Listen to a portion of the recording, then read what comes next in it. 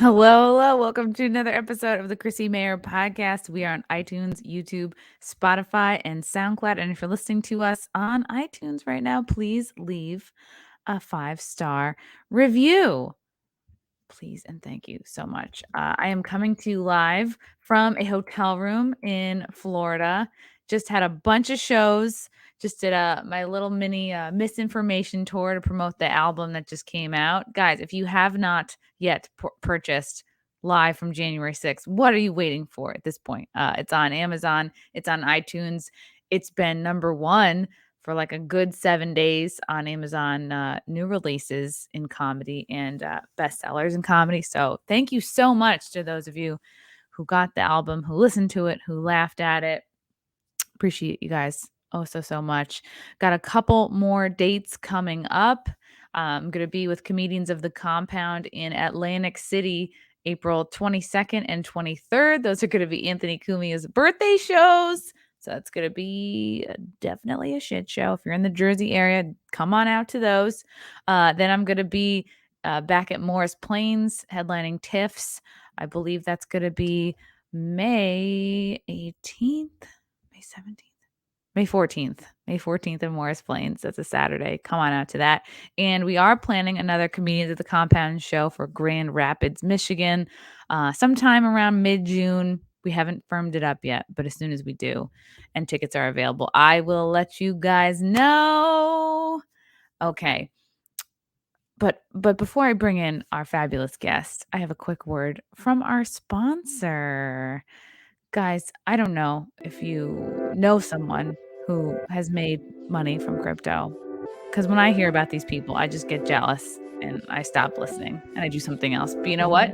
It's 2022 and I'm ready to be one of these people who makes money from crypto. Wow, what is this music? Go to copymycrypto.com/Mayr and you too can make money from crypto.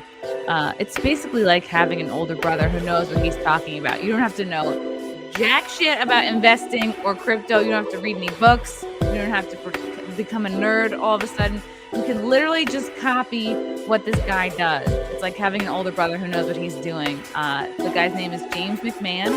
He runs a YouTube channel that's got like 1 million views, 15,000 subscribers. He's got basically a bunch of people who subscribe to his crypto picks, and you just copy what he does. I think he picked like 26 coins, and if you had put like $100 into each one when he started, you'd have like something like over $66,000 at this point, like some insane amount of money. And there was this one coin in particular named Phantom, which did particularly well and ended up having to... People were able to retire off of this. Like, people in their 20s and 30s made enough money so that they could actually quit their jobs. It's pretty incredible. Go to copymycrypto.com/Mayr, and my listeners can join for just $1. It's worth it. Check it out. Go to the website. Listen to the video. See if it resonates with you at all, and it's definitely worth a shot. Check it out for just $1. copymycrypto.com/Mayr, and you too can make money with crypto. Yeah. That was great. That was a great read. All right. Without further ado, I'm going to bring in our guest. She's a friend. She is a we call her a thought leader. She's got a new YouTube channel. I think it's called Deprogrammed. I can't wait for her to tell me all about it. She's here. She's here. It's Keri Smith. Hello, Chrissie. Yay. Yay. I was laughing at the music behind your sponsor because... Oh my God, me too. I have to tell you, for my new channel, I did have someone ask already about sponsorship, but here's what's really funny. Ooh. It's my church, and I love my church, and I talk about them all the time, but I was like, are you sure you want to sponsor my channel? Because I talk to all kinds of people, and I'm going to keep talking to all kinds of people, so just make sure you want to do that. Plus, I was just imagining doing an ad for a church with that music behind it. Come to the church. Have you sinned, you dirty sinner? Tell them everything. Yeah. Just come in, go into a tiny room and confess all your sins. You will be born again. Born anew in the eyes of God. You know who loves you? Jesus Jesus. Christ loves you. Are you anxious as fuck? Are you sick of reading self-help books? Well, guess what? You don't need all that shit. You just need the Bible. You just need the word of the Lord. Did you know that Proverbs is essentially a self-help book in and of itself? Yeah. Come to this church. Come to the It's church. Cool now. I'd just be your hype guy. Come to the church. Doesn't matter if you're fat, thin. Doesn't matter if you can't dress. Doesn't matter if you can't fit into your pants from pre-pandemic. We will accept you at the church. Are you sick of meeting just dumb e-girls and whores online? You want to meet a nice man for once in your life? Not a playa? Come to the church. You want to meet a girl who doesn't try to fuck your friend right away? Come to the church. Come to the church. You want to bring your kids? Are you a single dad trying to get back out there? Come to the church. You want to meet a nice lady? Yeah. Come to the church. Maybe I can help you. Help me write the ad. Yeah. Do you like egg salad sandwiches cut into a triangle? Come to the church. Come to the church. That was one of my favorite things that I liked about going to my church growing up. I was raised Methodist, and we'd go to Baldwin Methodist Church. It's a church my parents got married at, and I liked that it was Methodist. Like, it wasn't, I mean, I don't have much to compare it to. I went to Catholic Mass a bunch in college because the college I went to was Fairfield. It was Jesuit, and that felt a little more like intense focus Mass. But Methodist service is like chill and open, and right, like Methodists aren't, it's Protestant, so they're not about the idols as much. Like, yeah, there's some stained glass, but there's not like the statues. They're not into like so much the statue worship and such. There's like people are not having like rosary beads. It's really just like coffee and sandwiches and like Bible verses. Like we would have like in the youth group race to the verse. I thought that was pretty fun. That sounds fun. And just like digging in garbage baskets for Easter eggs. I mean, there wasn't garbage in there. Like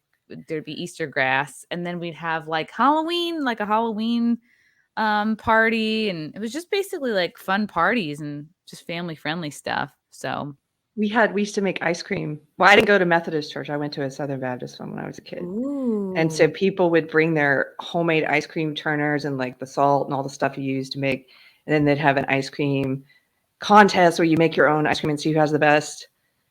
That's one of awesome. my favorite memories. Yeah. But when I think of Methodist, I'm probably wrong. I don't know a lot about Methodist, but I think of like tuna noodle casserole. Is that accurate? Really, the whole religion is based off of tuna noodle casserole. It's really one of the what do they call it? The columns, like one of the pillars of the. Well, yes, one of the pillars of the religion is casserole in various forms.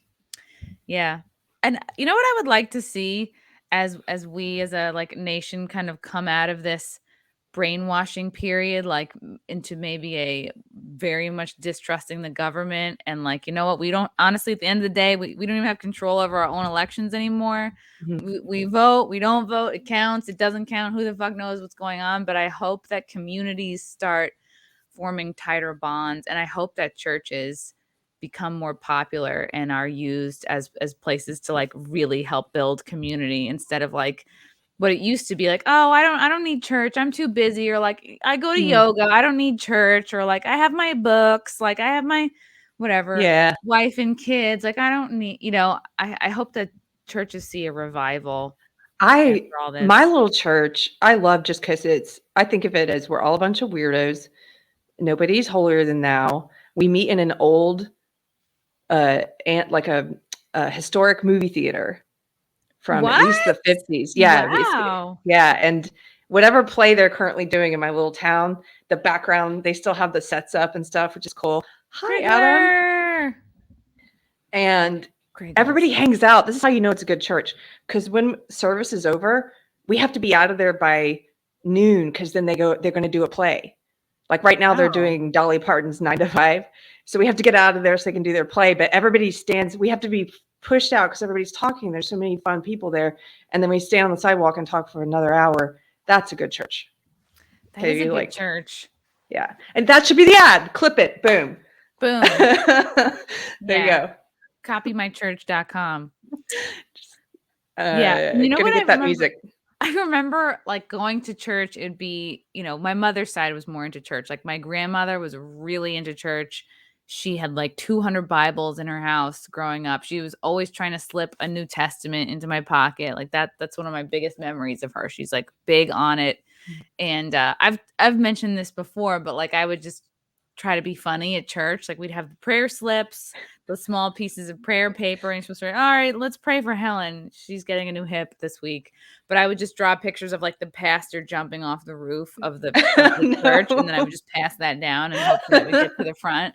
My grandma would she ended up like taking them and saving them all, and it was really cute. Aw. But my dad never liked, he would rarely come to church because he just felt like all religion was a grift. And I was like, why is he so sour on all this? And then I learned his dad, my grandfather on my dad's side, was a Moonie, like legitimately in a cult, and gave a lot of the family's money away to this Moonie cult. I just learned about the Moonies. Yeah. Divorced my dad's mom at a time where not a lot of people were getting divorced, I guess. Divorced Oma. Poor Oma. Although she wasn't trying to stay svelte. You know what I mean? Like back in the day, like no one's, you know what I mean? Like, yeah. Looking back, like now you gotta stay hot till you're dead, or else you're gonna get left behind. So divorced Oma, participated in a mass wedding at a church, married like a random Asian lady.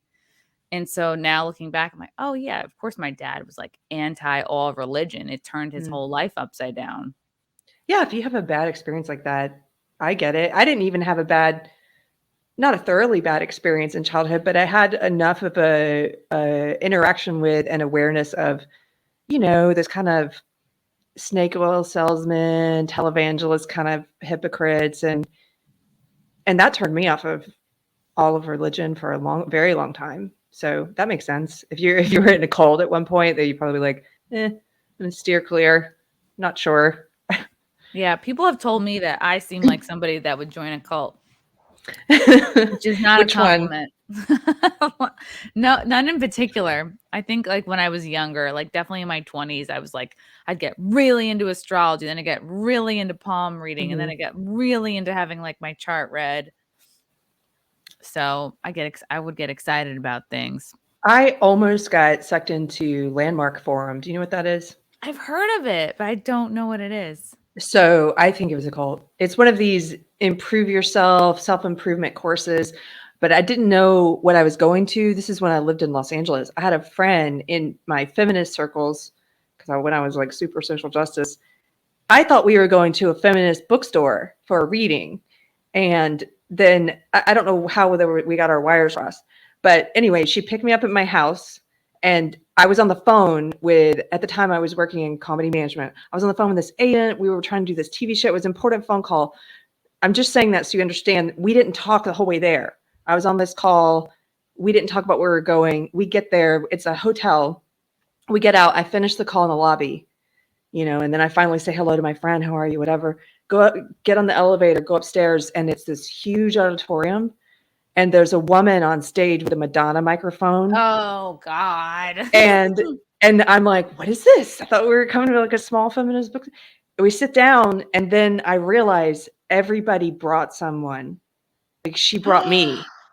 You were the plus one. Yes. You were the dupee. Yes. And at a certain point, the woman's on stage is giving this lecture about the ways that all the different lenses that we wear that color our view of ourselves. And she was doing a fun illustration where she was taking people's glasses and putting like several pairs of glasses on, and these are your self-restricting views about yourself, and then taking them off. And then at a certain point, they basically say, okay, are you going to throw down like $500 for these courses? And I said, no. My friend turns to me, and everybody turns to their friend and starts talking to them. And I said, no, I really don't want to put that much money into this right now. Did your friend do this? Did your friend put this money down and they bought into it? Okay. Yes. Wow. So I was her recruit. I didn't know she was in Landmark. And she brought me there. And then if you say no, then they have them push you a little. And she did push me where she offered, well, I can loan you the money because that's how much I believe in Landmark Forum. I'll loan you the money for the courses. And if you don't, and I was like, I just don't feel good Loan, about and it. now you're paying this girl interest? Yes, like, no. Ugh. But I'll tell Landmark you, Forum, it's called? I was this close because they make a good pitch, and you're in the moment. I understand now why people kind of get swept up with things, because you're sitting there and you've got they know how to bring people in because your friend brings you and then is making the pitch to you. But it just was so weird looking around this huge auditorium, and there's 1,000 copies of me and her, like these little conversations happening. There you go. Wow. Did you guys want to live an extraordinary life and redefine what's possible? Do you want to bring about positive, permanent shifts in the quality of your life? Look how diverse. Do you have a shitty life? Are you sad? Did you know that more than 94% of participants surveyed reported the Landmark Forum made a profound and lasting difference in their lives? The Landmark Forum is designed to bring about positive, permanent shifts in the quality of your life in just 3 days? What the fuck? 3 days? Tell me how. I've been spending years of my life and all this shit hasn't happened. You're telling me just in 3 days this can happen? These shifts are the direct cause for a new and unique kind of freedom and power. The freedom to be at ease and the power to be effective in the areas that matter most. They've still said nothing. They've said nothing this whole time. The quality of your relationships, the confidence with which you live your life, your personal productivity, your experience of the difference you make, and your enjoyment of life. It's just like, oh, everything is better, but we're not going to be specific about how and why. It's probably, with inflation, I bet it's $800 now. How does that work? Landmark's breakthrough technology. What is their breakthrough technology? They're not even telling you. Transformative learning structures. This is all like yeah, and it's one of those personal development things where the whole setup is that they get you to continue to pay more money for further development classes. And I'm not saying that people don't sometimes improve themselves through things like, I'm sure they do, because every cult has something, they're borrowing from some universal truths. That's how they sell themselves, but then they market it as this special knowledge, and it's all built on like getting you to spend more and more. And yeah. Wow. Rackets. This is a racket. Oh my God. This is so interesting. And you can spend you're saying that this was $500 when you went a couple years ago? I think it was 500, maybe 800 then. I can't remember, but it was less than 1,000, but it was enough that I said, no, thank you. I think I'll just think about it. This is so funny because I almost spent like a couple years ago, I almost spent like $2,000 to sign up for like, what was it, a 6 or an 8-week course. And it was this woman whose book I read, who I really enjoyed. Her name was, she goes by Mama Gina, but her real name is like Regina Thomas Hauer. Yeah, Regina Thomas Hauer. I don't know her.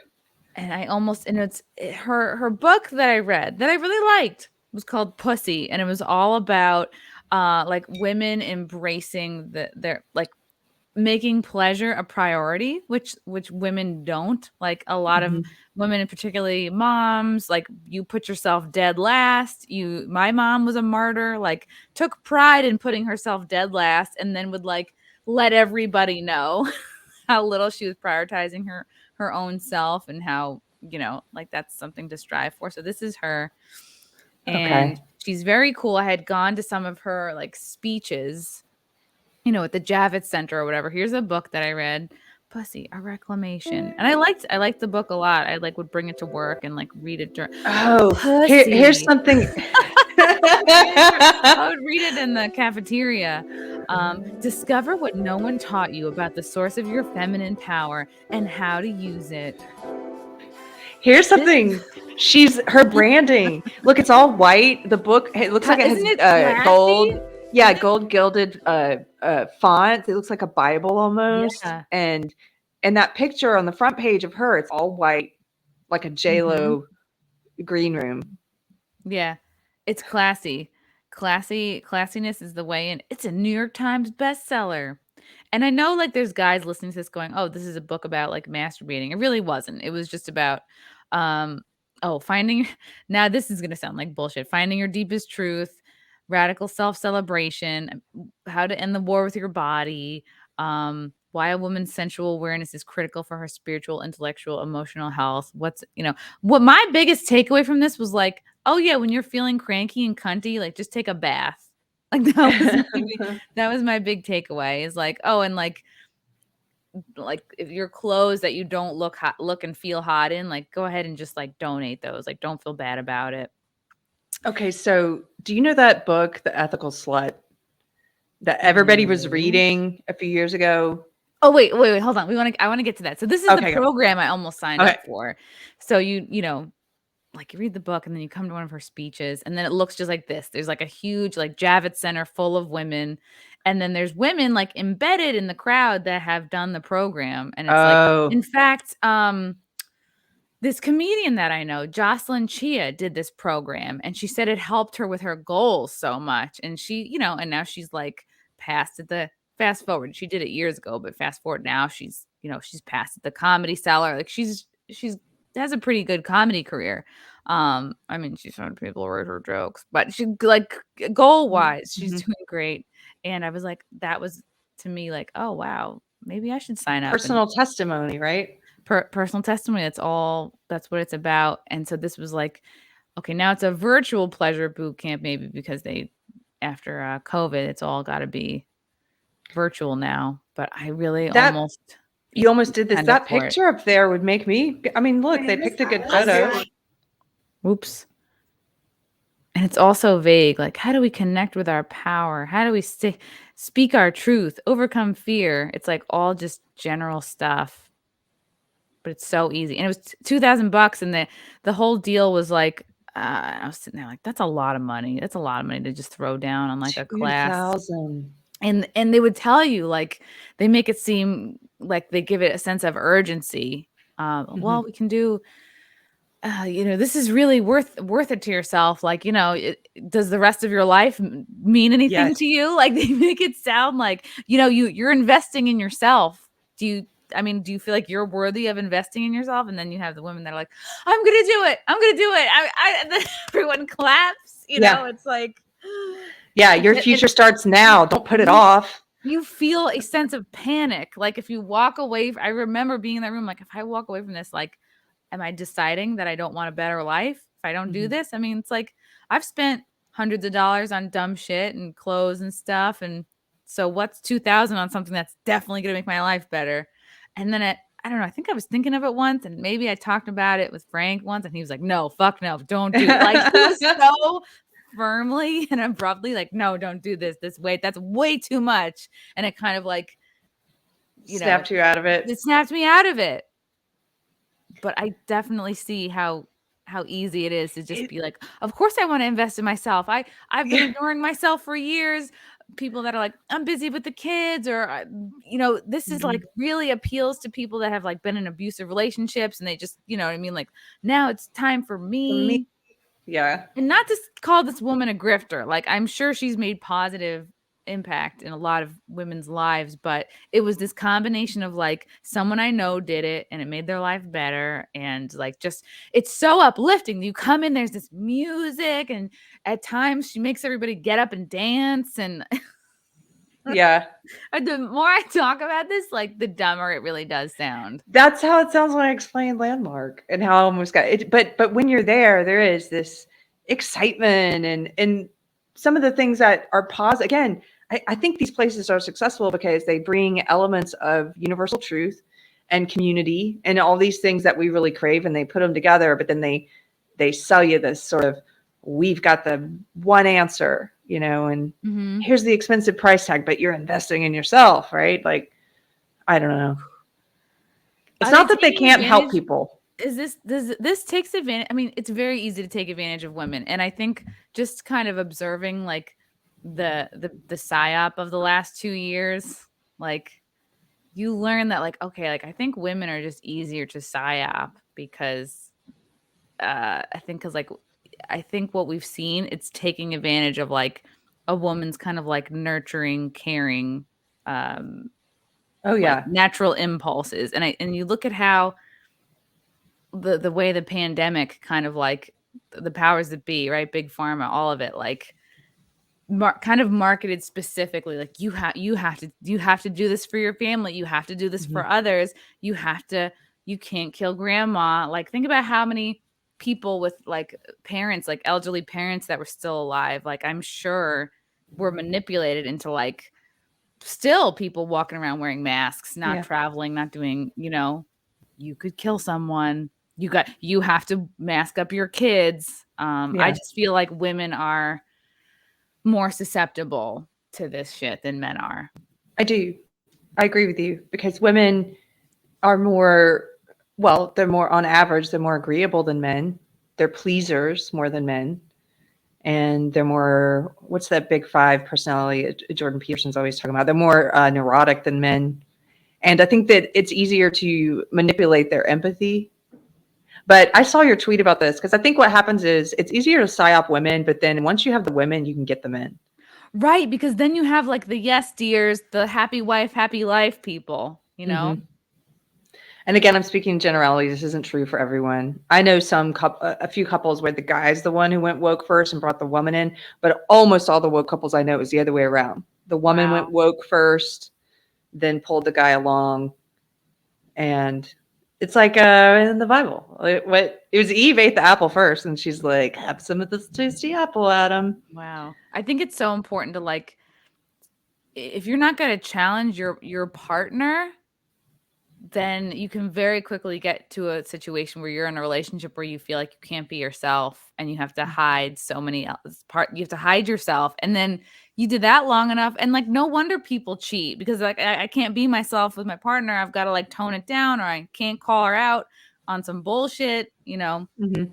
I saw this Matt Walsh article in the Daily Wire yesterday, and Oh, let me pull it up. I am a member of the Daily oh, Wire. good. He said this is the one thing that destroys relationships, and he said, he had a good teaser to get me to click on it, read it. He said a lot of the liberal feminists are not going to like this essay, and I read it because sometimes I agree with him and sometimes I don't, and I agreed with him. The whole piece is about how men need respect from Ooh. their female partners, and he had this great quote in it where he said, I forget who he was quoting, that said, sometimes you have to love someone before they can become lovable. And he said, I'm going Ooh. to take that and take it further and say, sometimes you have to respect someone before they can become respectable. And my wife makes me more respectable every day by Wow. giving me that gift of respect, right? And I don't care if it makes me a square. I think he's right. That's Just really based on, cool. And you yeah. know what? It's the opposite of what we hear as women. Like Hmm. the messaging we're getting is like, don't settle. Men need to treat you like a princess. Do not accept anything less than like 100% loyalty. Make him want you, play hard to get. Don't pay for stuff. Like, I know some younger women that like their standards to me seem like very high in all aspects, looks, job, they've got to be willing to pay for everything, and I want to have 6 kids, so they need to be like down with that or something. And it's and I think a lot of the messaging at like young women now is like, you are the prize, you're perfect as you are, right, at any size, even if you're overweight, you're bravely sized. Right. That And you have to be completely bowed down to and treated yeah. differently than you're going to treat your male partner. And yeah, let me ask you this. The women I know who are in relationships like that, where they don't respect their boyfriend or their husband, they're not actually happy, a lot of them, because that guy may be wrapped around their finger and totally doing a honey-do list every day and listen. I've seen couples like that. I used to sell handmade cowboy boots. I would see these couples come in where sometimes the husband would like try on some boots, find a pair he liked, be all excited to buy them, and then the wife would come in and not just as a partner say, I don't know if you should get this, but with contempt on her face, be like, you can't pull that off. What are you doing? Take that off. You look stupid. And it's like, that is such a lack of Shaming. respect and shaming. Yes. Yeah. And Treating them like at, a child, like they're one of the children. Is this the yes. article you're talking about? Yeah, that's it. The most effective way to destroy your husband, ruin your marriage, and encourage infidelity. Whoa. And so those men aren't happy, I think, deep down, but neither are the women, because they've got a guy who doesn't challenge them, who lets them. How can you respect a man like that, who lays himself down like a carpet? Yeah, look at this. Who, A wife who belittles her husband, cuts him down, nitpicks him relentlessly, withholds her affection, both physical and emotional, as a ransom, nags him endlessly, criticizes him constantly, humiliates him in public. I know women in college who have like they settled yep, down early with guys from school, and this is what I observed. Humiliates them in public and to her friends and in front of the children, will not allow him to take a leadership position in the home, cannot be terribly surprised when he begins to withdraw. And if he cheats, which would be a great and indefensible evil, no matter how cold and domineering his wife may be, it cannot be said that he was the first. She cheated him. She lied to him by promising to respect him and treat him like a man, only to turn around and treat him like a child. That's exactly what it is. And the marketing that women get is very much the man is one of the children. Oh, men are stupid. Like, and I catch myself sometimes thinking these things too, because you're getting these messages like, mm-hmm. oh, men don't know how to dress themselves. Oh, you have to fix them. You have to like elevate them. And then Yep. I interviewed like a men's style expert. His name was Tanner Guzzi. And he's like, the last thing any woman should be doing is dressing their husband. Like that's a quick way to make a guy feel bad and to kind of like, I guess, like ruin the kind of the sexual relationship there, because you don't want to be acting like They're a child. Yeah, I they're a agree. child, like another dependent. Like men are not stupid. They're not. And like, if a man is not prioritizing his clothes, it's because he's prioritizing other stuff, like Yeah. providing or moving up in his job or other goals. It's not, and I And think there's that a you have to difference between, switch the thinking. yeah, you're making me think. I had this guy I dated for a couple years. Uh, he didn't know how to, he didn't dress very well. So I did. I feel bad, I guess. I dressed him Because we like a, want to help. We want to help. And like women, yes. we have a better eye for these things. It's like you see a spill or you see clutter and you clean it up. It's just like women sometimes have a better eye for these things. Yeah. But on the other hand, my husband, he knows how to dress himself. But I will occasionally, because he has a type of clothing, he likes pearl button snap, pearl snap Western shirts. If I see one at Goodwill, a good price, I'm like gonna grab that Oh. for you. But I'm not like changing his style or anything. Like, Your husband, Keri has a like, he's very dapper. Like he looks like he could have stepped out of like No Country for Old Men. Like he's like a cowboy. He's like mysterious, but looks he like Johnny looks, Cash. yeah, he looks like, but also like don't fuck with him either. And he's tall and kind of is literally the tall, dark, and handsome. Like he's literally and a little bit like a cowboy, and he plays music. I'm Yeah. feeling real sweet on him tonight. And he was like, "What are you guys going to talk about?" I was like, "I want to talk about how much I You love my husband." And he goes, "Woo!" I can't do it. But he's like, he does the start sad doing this. trombone. No, like guys watching with the sad trombone sound. I can't do it. Like, Wah, wah, woo. Yeah. wah, wah. I love this article. Men have a deep desire for respect. Yeah, and I think we need to do the opposite. I think the fucking psyop on women right now is designed to like keep women single for as long as possible. Don't start a family. Definitely don't have kids, right? You can think of tons of examples that we get. No, don't Yep. reproduce. We're overpopulated. I saw this bullshit lately. Your genes aren't so important that they're worth passing down, or how dare you have kids and leave them this kind of a world with these problems and the climate change and all that fucking bullshit. Overpopulation. Overpopulation, another psyop. And think back to your grandparents, what their relationship was like. Talk to old people.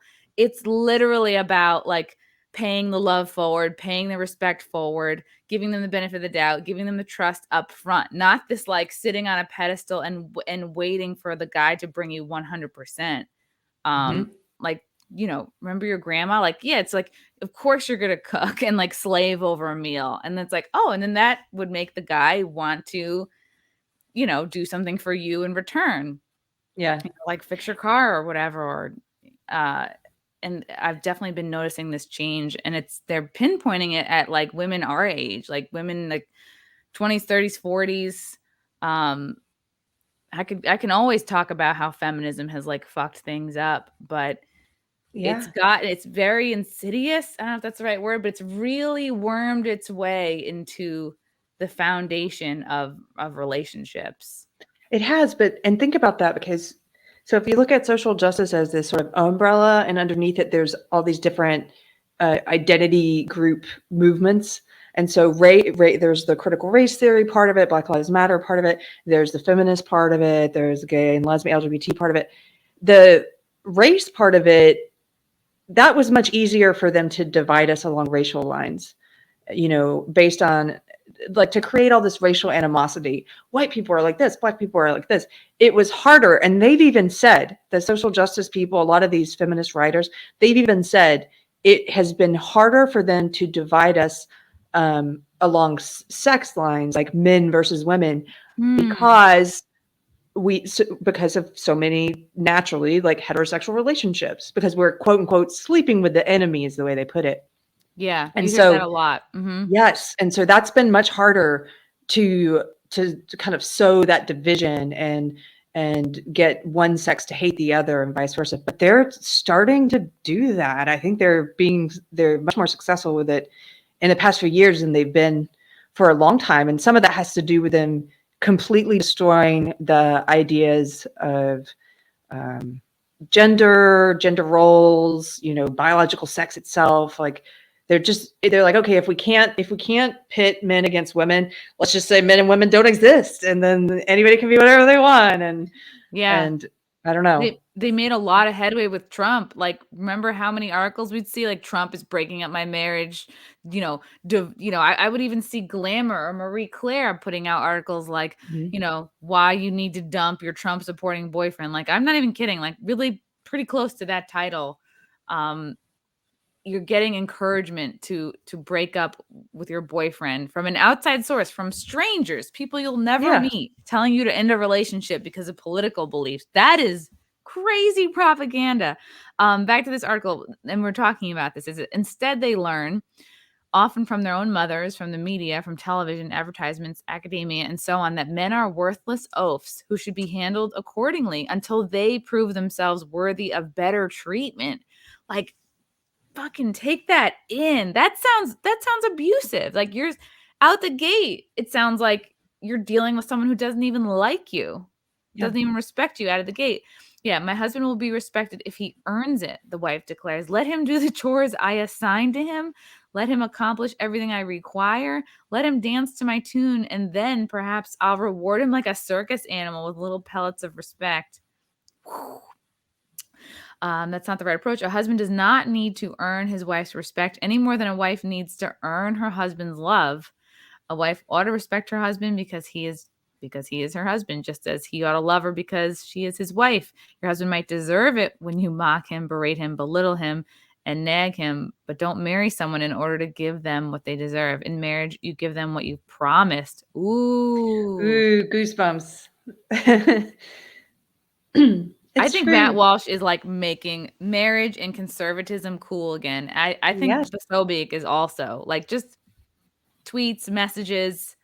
I think these are all in all like kind of respectable guys to look up to. Well, yeah, because the culture, I think, moves so far away from what used to be the majority opinion, or the traditional values, et cetera.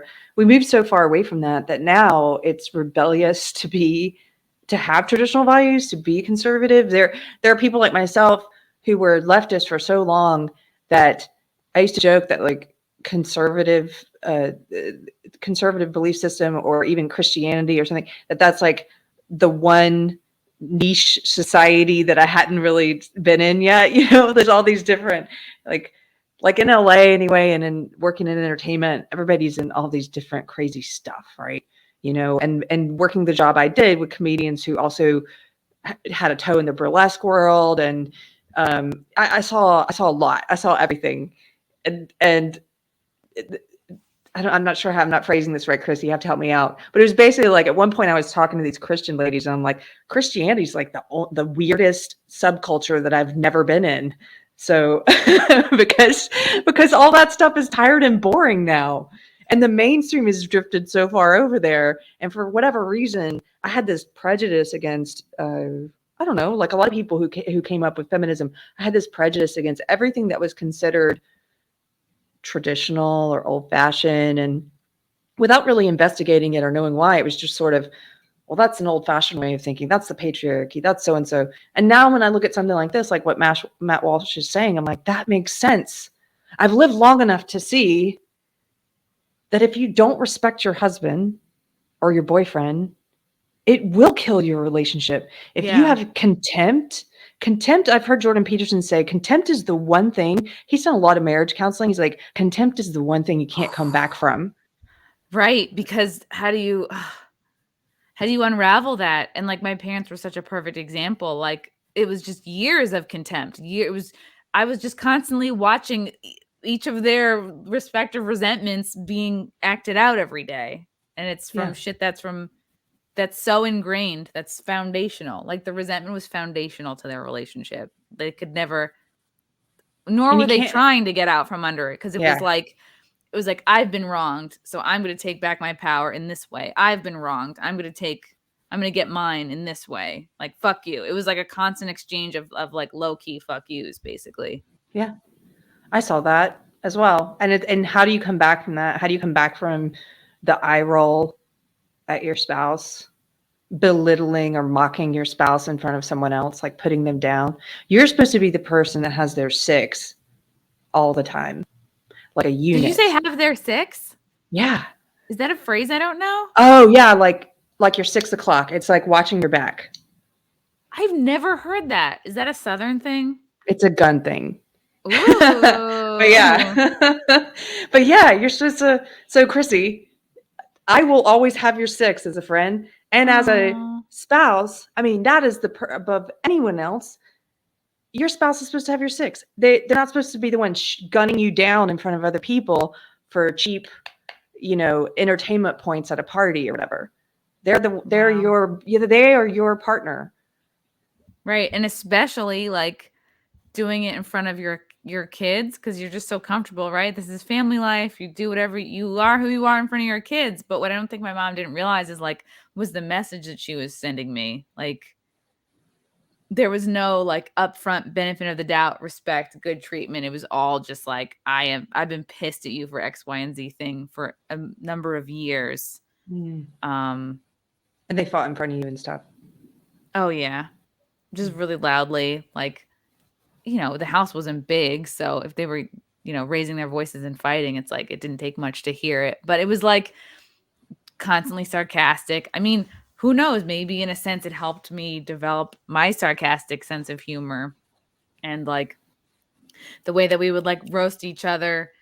Maybe it helps me now, that we would pick on each other so much. It wasn't all bad. It was fun. We'd all kind of like rag on each other. But as an adult in a relationship now, looking at my parents' relationship, I'm like, oh, they were not at all uplifting each other in like the way a woman needs to uplift a man and the way a man needs to uplift a woman. Like, you have to, You have to see that quote about, well, first of all, I think you're right. Your sense of humor. I think just today I was talking with Cameron Pasha, and he was talking about how poetry comes from pain. And sometimes comedy is the same way. Some of the best comedy, this, it's comedian. It comes from painful things, and you adapt and you learn how to use humor.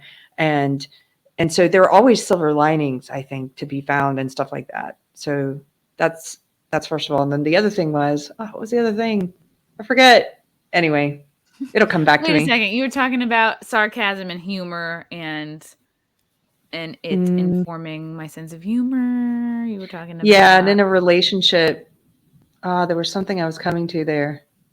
It's too late, and I've only had one Red Bull. I can't remember. It's okay. Somebody says I got my 12. I don't know that. I got your 6, but you got my 9.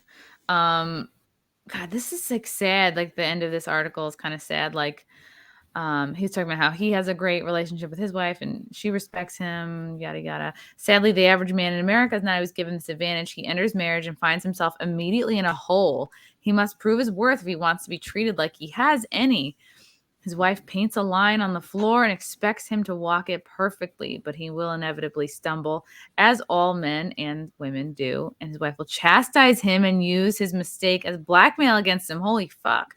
A man in the situation is called nonetheless to endure, to fight for his family, and never to be unfaithful to his wife or leave her. But if he does wander, it should be noted that he is not the only traitor in the marriage. She betrayed him. She promised him a wife and instead gave him a stepmother. The two have now betrayed each other in their own way. Woo! Yeah. True. Oh, I know what I was going to say. Okay, good. So I think that in a relationship, the part of the piece where he's talking about sometimes you have to give someone respect before they can become more respectful. Like the very act of you showing them that or giving them love for them to become more lovable. I do believe that's true. It depends. It's a case by case thing, but I do believe that's true. And I was talking to a friend who's dating this guy who's got some problems, and the problems seem to be getting a little worse. And I was just saying to her, this may not work. Sometimes there's a guy who just there's too many things going on and they're not willing to work on themselves, and you should just give it up. But sometimes it really is like looking inside of them and helping them to see themselves as a better person. Because when a person's in the bottom and they can't see themselves as a good, right. And if you can see that in them and bring it out of them, like look at them and say, I know you have all these things you're dealing with, but I see you, and I see that you're a good man. That's the most valuable thing to me. That's like the ultimate gift. Mm-hmm. Like you're chipping. Everyone's got stuff. Everyone goes through depression, weight gain, crazy grief, loss, all of it, right? Especially in the last couple of years, we've all at least experienced like one of those things. And if you can just if you just do your best to hold that like baseline, like respect and love, that way when someone starts building up something around them, you can go, no, I see you. I'm going to help pull you out of this. I'm going to help chip away this stuff that's not serving you, to help like lighten your load. And that's something that has nothing to do with like, chores or sex or like the fun stuff. That's the real BFF partnership. Like that's where you get realist stuff. That's where you get to that place where you hear people say, he makes me want to be a better version of myself, or she makes me want to be a better version of myself and be the person they think I am. That's exactly what that means, because they're looking at you and they are seeing all the good potential, and not in a negative way. Like, if only you fix these things, but in like, I see who you are and I see you're a good person and you are strong and you are these things that like society is telling men they're not right now, and like chipping that stuff down. So I don't know. I just think it depends on the person, yes, but I think sometimes that's what some relationships are missing, and no, you're not going to hear that in feminism at all. You're not going to hear that in the current culture at all. Because like, you know what? You can't sell anything with that messaging. With feminism, guess what? You can sell women a ton more shit. You can be like, invest in yourself, go to Sephora, spend a fortune on shit. I mean, like, buy all the clothes, buy all the purses, like buy yourself everything that they're not getting for you. Like feminism, it sells you more stuff than like respecting your guy and working on shit. Like that's not as sexy. That's like, that's a night in talking and like, crying and working some shit out. It's not like going out, getting drunk, drunk shopping or, Yeah. Do you? Yeah, you do you, girl. You. Yeah. Oh my God. You doing you is always an expense. Bird Up says Bisha K Ali playing fire emoji. That's fun. That's a FNT joke. Crash Mondo. It was good to meet you, Crash. Hi, Met Crash Mondo. He came up to me, he's like, I'm your mod. I was like, oh my God. It's so funny. Keri, our dogs have the same name. Tiger. El Tigre. Aw. Ken Lipton. I love Keri because she's so lovely, and so are you, Chrissy. You're one of my new favorites. Hi, thanks, Ken. Be my Ken doll. Ken's a cool artist. Cam Harmon, who I met at the Savannah show, I think. No, or was it the North Carolina show? I think, no, it was the North Carolina show, and then we all went out drinking after. Okay, Kim Harmon told you that tiny shirt I bought was the perfect nightgown for my little munchkin. Aw, asked if she wanted to send you a pic and it became a shoot. Oh my God. Oh, you don't have to send me a picture of her in it. That might be creepy. I mean, I don't want your wife to feel away. That's so cute. Yeah. Thanks for coming to the show, Cam. Like he was part of this group after the show at Good Nights in North Carolina. There were like 12 of us and we all went out like searching for a bar together. We walked like 10 minutes because the comedy club was closing and we tried to go to this one place and there was like 11 of us. They wouldn't let us in, period. They were not totally full. There was room outside on tables. There was room inside on tables. They would not seat us. Oh, your party's too big. What if we split into 2 tables? Oh no, sorry, we can't do that. What? Why? Oh, can we make a reservation? Oh, right. They said we won't accept a party that big without a reservation. I said, can we make a reservation now? No, we can't accept reservations unless it's 24 hours in advance. And I was like, I felt like I was taking crazy pills. I was like, look at all of us.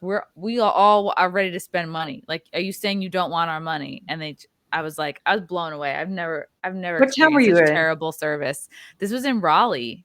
Oh, that is crazy. It was fucking crazy. And then I'm like walking away. I'm like, does this person like recognize me? Like, because I can't understand it any other way. Yeah. Like I can't believe that someone would be that stupid. Yeah. To turn away, like just. Although we're all that living in a money. time where some people just, I mean, they've gotten so used to now just following regulation, whatever, and not being able Following to the rule think like instead a of human. Yeah, that's true. Well, sorry, our reservation time's over. You know, it's like, well, I know you got empty tables in there. Well, the rules are. Yeah, it was know. crazy. But then we went to 2 other bars and they got our money. Crash, Mondo. I'm sorry, but Mama Gina reminds me of the women tossing candles, yelling my pussy. Black Lives Matter. My fucking pussy matters. It's fun to yell in my hotel room. When was that? I missed it. What? You didn't see this, Keri? Oh my God. This is my favorite clip ever. Have you not seen this? Is it a Pussy Riot thing? No, it's a woman. Wow, they know a lot about her now. They call her Walmart Karen. How have you not seen this? Was it recent? I've missed a lot of things. Okay. Oh my God. Wait, Frank, help me find the video. We had it in the beginning for Simpcast. It's in the private chat already. Oh, well then. Oh, look at the private chat. I guess you're just on top of it. No, I'm going to put it up. Hold on. What? I'm obsessed with this woman. This is my favorite video. And guess what? Everyone's going to listen to it again. My pussy matters. Black Lives Matter. My pussy matters.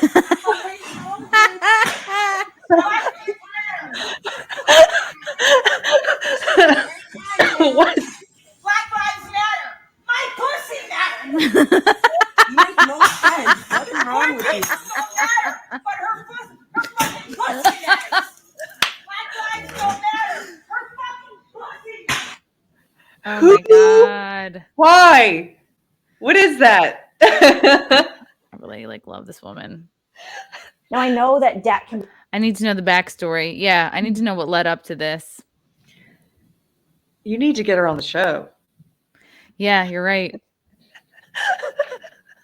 I want to interview this woman. If anybody can reach out to Walmart Karen, I need to know her story. A woman dubbed a Karen has gone viral on social media after damaging $200 worth of candles. That's not actually. I mean, there's a lot of candles. She got her money's worth for $200 at a Walmart in Kenosha. Wow, so much drama has happened in Kenosha. This was February 28th. Her name is Magdalena Chichanowski. So she's Polish, I think. Was caught on video throwing candles. The 42-year-old woman yelled, "Black Lives Matter, my pussy matters," repeatedly as she threw about 13 candles down the store's aisles. Oh, I love her so much. While it is unclear where the video originated, the recording was reposted by Creole Mac on TikTok 4 days ago and has since gained almost 5 million views. Probably 4 million from just me personally. The video's overlay text reads, "Karen loses it, throws the BLM candles. Hospitalization time for these types of people." How do people act this way in public and not be embarrassed? Oh, really? You think this is the most embarrassing thing someone's done in public? Are you kidding me? This is nothing compared to like all the BLM riots and like literally just any feminist on any given day on TikTok. I would say I respect Karen the candle thrower more than like 90% of the people on TikTok. What if she hurt someone so inappropriate and dangerous? No, you hear one candle smash, you're like, oh, like you look up where that's coming from and you get out of the way. Where's the security and the police? TikTok wasn't the only platform where the video went viral. It was shared, of course, on Reddit, subreddit, actual public freakouts. That's great. She got found arrested. her. Where is she? She is very much about all lives matter. I found her her actual Facebook profile. Yes, Oh, of course she's on let's see. Facebook. I literally figured that's the first place I'd find her, and she's actually from Chicago. Okay. So I'm going to get to work and see if I can. I Book think she'd be her? great on Simpcast. Yes. Yes. Yes. Oh my God. I got work to do. Okay. I'm gonna send her some candles. You should just send her a candle and say, Black there you Lives Matter. go. Because think about it. I can break that down. Like there's all this, caring and outreach and bullshit about Black Lives Matter. Meanwhile, they've grifted like millions of dollars from people. There's so much missing money. It's pretty much, it maybe started out as a virtuous cause, but very much became complete bullshit.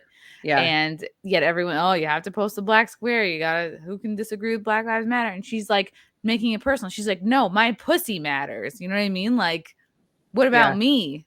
What about what about, There's so many different ways you could deconstruct that. I'm kidding. But seriously, I wonder if she's it's Women's History Month, and we're in the middle of recognizing all these biological males. Right. And I think that some of the old school feminists who are breaking from the social justice cult because they're starting to see like, oh, wait a minute, women aren't a marginalized group anymore. Anybody can claim to be a woman. Well, then what's we in it made for it. me? We made it, guys. Yeah. Right. Can We're you hear that so- storm? I'm in a hailstorm right now. Oh no. No, I can't hear It sounds pretty cool, actually. I don't know if you can hear it. That sounds cool though. Yes. It feels like there's a new development every day with this Leah Thomas situation. Oh gosh. So the thing I saw today, which is great, or I think I saw it last night, is the University of Virginia, or was it Virginia Tech? It's some school in Virginia. One of the swimmers there did not make finals and got booted because Leah Thomas swam because they let a biological man swim in the women's. Is this the article out of the Post? NCAA swimmer wants the rule change after missing out on finals to Leah Thomas. Yes. Virginia Tech. Yeah, a Virginia Tech swimmer blasted the NCAA over its rule allowing transgender women to compete against biological women after she came up short in a championship qualifying race that was dominated by UPenn's transgender swimmer Leah Thomas. Rika Grigory leveled the criticism in a post to her private Instagram account after missing the cut on Thursday to compete in the finals of the 500 free and the NCAA championships, Fox News reported. It doesn't promote our sport in a good way, and I think it is disrespectful against the biologically female swimmers who are competing in the NCAA. Georgie said of the rule that has received considerable scrutiny since Thomas has smashed records in her first season competing at the collegiate level as a transgender woman. Georgie also placed blame on Thomas for her failure to qualify. The Virginia Tech swimmer said she felt the last spot to get into the final was taken from her because of the NCAA's decision to let someone who is not a biological female compete. Thomas finished with a 4:33.82 in the preliminaries and ultimately took home the National Women's 500 free when she won the finals race with a time of 4:33.24. That's fucking fast. That's a dude's time. Georgie's letter urged the college sports organization to amend its rule. Yeah. I'd like to point out that I respect and fully stand with Leah Thomas. I am convinced that she is no different than me or any other D1 swimmer who has woken up at 5 a.m. her entire life for morning practice. On the other hand, I would like to critique the NCAA rules. And it's like the fact that she even feels like she has to say this to not be completely mobbed, to not be Yeah, that's her caveat. bullied. So, Yeah. and it doesn't matter, honey. You can make that caveat all day long. They are still going to attack you and call you a transphobe. They're going to come after you. On the other hand, I would like to critique the NCAA rules that allow her to compete against us who are biologically women. Georgie has swum for the Hokies for the past 5 years and represented her home country of Hungary in the 2016 Olympics in Rio. I know you could say I had the opportunity to swim faster and make the top 20, the top 16, but this situation makes it a bit different, and I can't help but be angry or sad. It hurts me, my team, and other women in the pool. One spot was taken away from the girl who got 9th in the 500 free and didn't make it back to the A final, preventing her from being an All-American. Damn, that's a big loss because then you get scholarships. Every event that transgender athletes competed in was one spot taken away from biological females throughout the meet. The two-time NACC champion and two-time All-American swimmer said the NCAA knew what was coming this past week, criticizing the media frenzy the organization caused by not addressing the issue. It is the result of the NCAA and their lack of interest in protecting their athletes. I ask the NCAA takes time to think about all the other biological women in swimming. Try to think about how they would feel if they would be in their shoes. Make the right changes for our sport and for a better future in swimming. Mm-hmm. The NCAA did not respond. Thomas has faced some backlash with a number of organizations and athletes questioning the fairness. And you know what? It was gonna take someone like her to be like, wow, it was literally me. I was booted. I would have been next in line to win when like this person fucked me over, because you can't expect the coaches, I feel like, have their hands tied. I feel like they're kind of slaves to the system. They don't want to appear to be transphobic because they don't want to lose their jobs. And they're telling all the students to stay quiet. Yeah. Yeah. And you know what? These students, like, they don't have a job to lose, an income to lose. And so I think it is up to them. Like, sorry, this is the test for this generation, you guys. Like, you got to stand up to this shit. Unless you're happy with not placing and missing out on scholarships and missing out on like Olympic qualifiers and shit like that. I for sure would be if a dude was taking me out. I was a D1 diver. Like, dudes are kicking your ass, like, especially in swimming. Oh my God, they're taller, they're bigger, they're stronger. It's insane how much faster they are. And like, there's so many instances in some videos and teammates that were saying like, yeah, Leah wasn't even swimming that fast. Like, there were many races where she'd be like phoning it in. And like, she knows what she's doing, or he knows what he's doing. People get upset that I was calling Leah a she. They know what they're doing.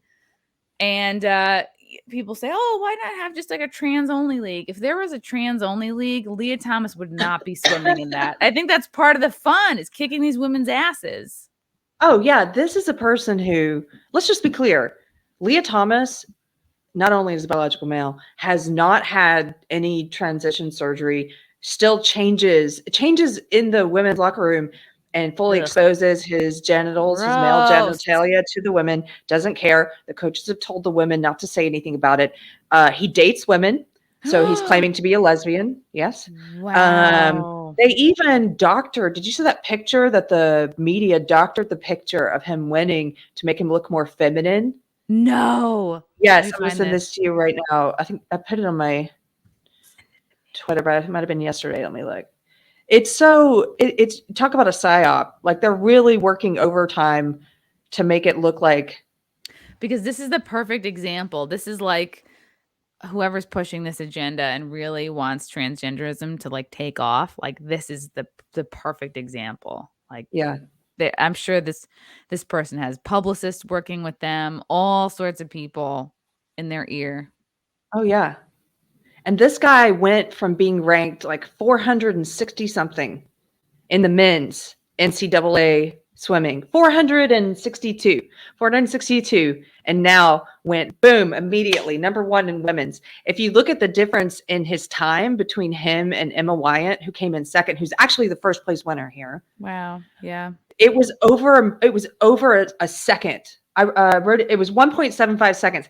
That's crazy. And anybody who follows swimming, especially like Olympic swimming and collegiate level swimming, the winners are within fractions of a second Yep.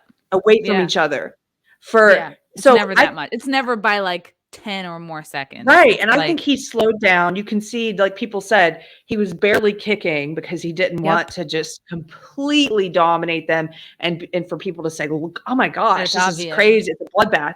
So he was just like taking his time there and still was almost 2 seconds faster than the fastest woman. This guy that used to be 462 in the men's. 462 as a male to number 1 as a female. Wow, 16 Leah Thomas's teammates signed a letter asking Penn not to sue the NCAA and bar Thomas from competing. Wow, so we have been told that if we spoke out against her inclusion into women's competitions, that we would be removed from the team or that we would never get a job offer. Wow, so her own teammates are basically being threatened. That's insane. And they have, I mean, some of them are there on scholarship. You could lose your whole scholarship. And I get it. Here's the thing. Wow. I completely get it that women, like this woman who came forward from Virginia Tech and spoke up, you're going to lose things. Yeah. Your reputation, people are going to call you transphobic. You might lose your scholarship. You might, if the women, I think what they should do is all band together and refuse to swim with this man until it's fair. Like, that, they blow, somebody said if they have them blow the whistle and they all stand there in solidarity and he jumps in and swims alone. Yeah. That would say go. So much. And then they just stand there. Yeah. Right. Like, you know what? Yeah. Let's just watch him swim this whole thing. You know what? Give him first, second, third, and fourth. Give him all the fucking medals, and then they just go, all right, we're gonna go get a beer. Wow. Yeah. So they're threatening these athletes. Like I said before, they don't have a job to lose, but yeah, they are afraid their future will be taken from them, that they won't get a job. Wow. Did you see the picture of him when they showed the winners and at the awards blocks, and he was standing in front of the first place, looking he's huge. like over 6 feet tall. Yeah. And then you see all the other women who look so small compared to him. Mm-hmm. And they're all standing together, and visually it's stunning. It's stunning because you're looking at this obvious man with a male physique who's towering over these women.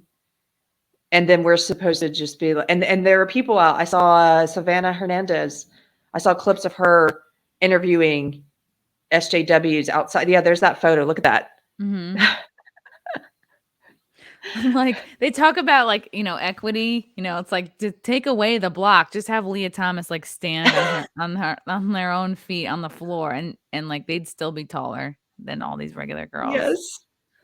I think I saw Adam Krigler shared a meme of Leah Thomas and it said Aquamam. That's great. It's Aquamam. Oh man. Sheesh. Wow. Yeah.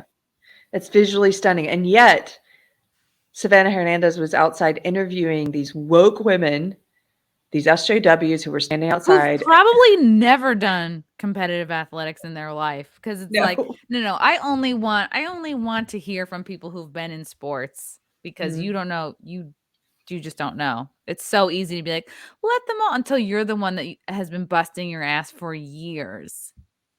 Like, yeah. I think I practiced 3 hours a day from when I was like 11 till 21. So like 10 years of 3 hours a day. The photoshopped image of Leah Thomas is in the group in the private chat. Oh, I was looking for that. Thank you. Okay. Yeah. Look at this. I saw this. I think it was today. Oh my God. Wow. The picture on the left is a photo of Leah Thomas after he won his race. This is what it looked like when NBC reported it. They're laughing at us. Wow. So, yeah, why do you have to remove the goggle marks? Everybody has this. But they smoothed out the skin. They gave it a Vaseline lens. Smoothed out the jawline. Wow. Yeah. Made it look smoother. Yeah. Did something to the nose. They gave it the face looks almost, I don't know. Wow, they did a lot of smoothing here. Took away the lines in the neck. Yeah, the feminization machine. Smoothed out Feminized the his dick. eyebrows, took away the eyebrows. Damn. Why? What is the purpose? Everyone's in on it. This is, oh wow. So NBC did this. That's fucking disgusting. Somebody in your chat said, maybe it's Maybelline. You're right. Maybe he's born with it. It would be Manbeline. We need to have Manbeline be like makeup company for men now that this trans stuff is taking off. Makeup for men, finally. Pilgrim Media purchased. Or maybe it's What? make believe. Huh, maybe it's make believe. That's cute. Frank, yeah, Wow, he's funny sometimes. I like it. Pilgrim Media purchased, but Mr. Tampa Show. Oh, I'll be back eventually. Griever Enterprises. My life is in shambles. Definitely going to sign up with what Chrissie is promoting. Nah, it was great getting denied drinks with you in Raleigh, though. Glad to know that you are the same gal off stage as on. Aw. Yeah, that was really fun. That was ended up being. I couldn't stop talking about how pissed I was at that place. Silverlock. When I was in Austin, I found a place while driving around called the Wizards Academy. On their website, they actually say, we are not a cult. I'm pretty sure they are a cult. The Wizards Academy? I haven't heard of it, and I live outside of Austin. But now I'm curious. Sounds like something for Harry Potter fans. Damn, this is a cult. Oh, man. Wait, let me see if I can pull this website up. It's so easy to be susceptible to this because we've all felt lost. We've all felt like we've needed help and like brotherhood and friends and support, right? Mhm. And that's what they do. Whimsical, magical, communication arts. Again, it's so vague. Our goal is to help people achieve their goals, dreams, turn weaknesses into strengths, struggles into victories, little companies into big ones. Oh, yeah, this looks a lot like Landmark Forum. Join the liminal order today. I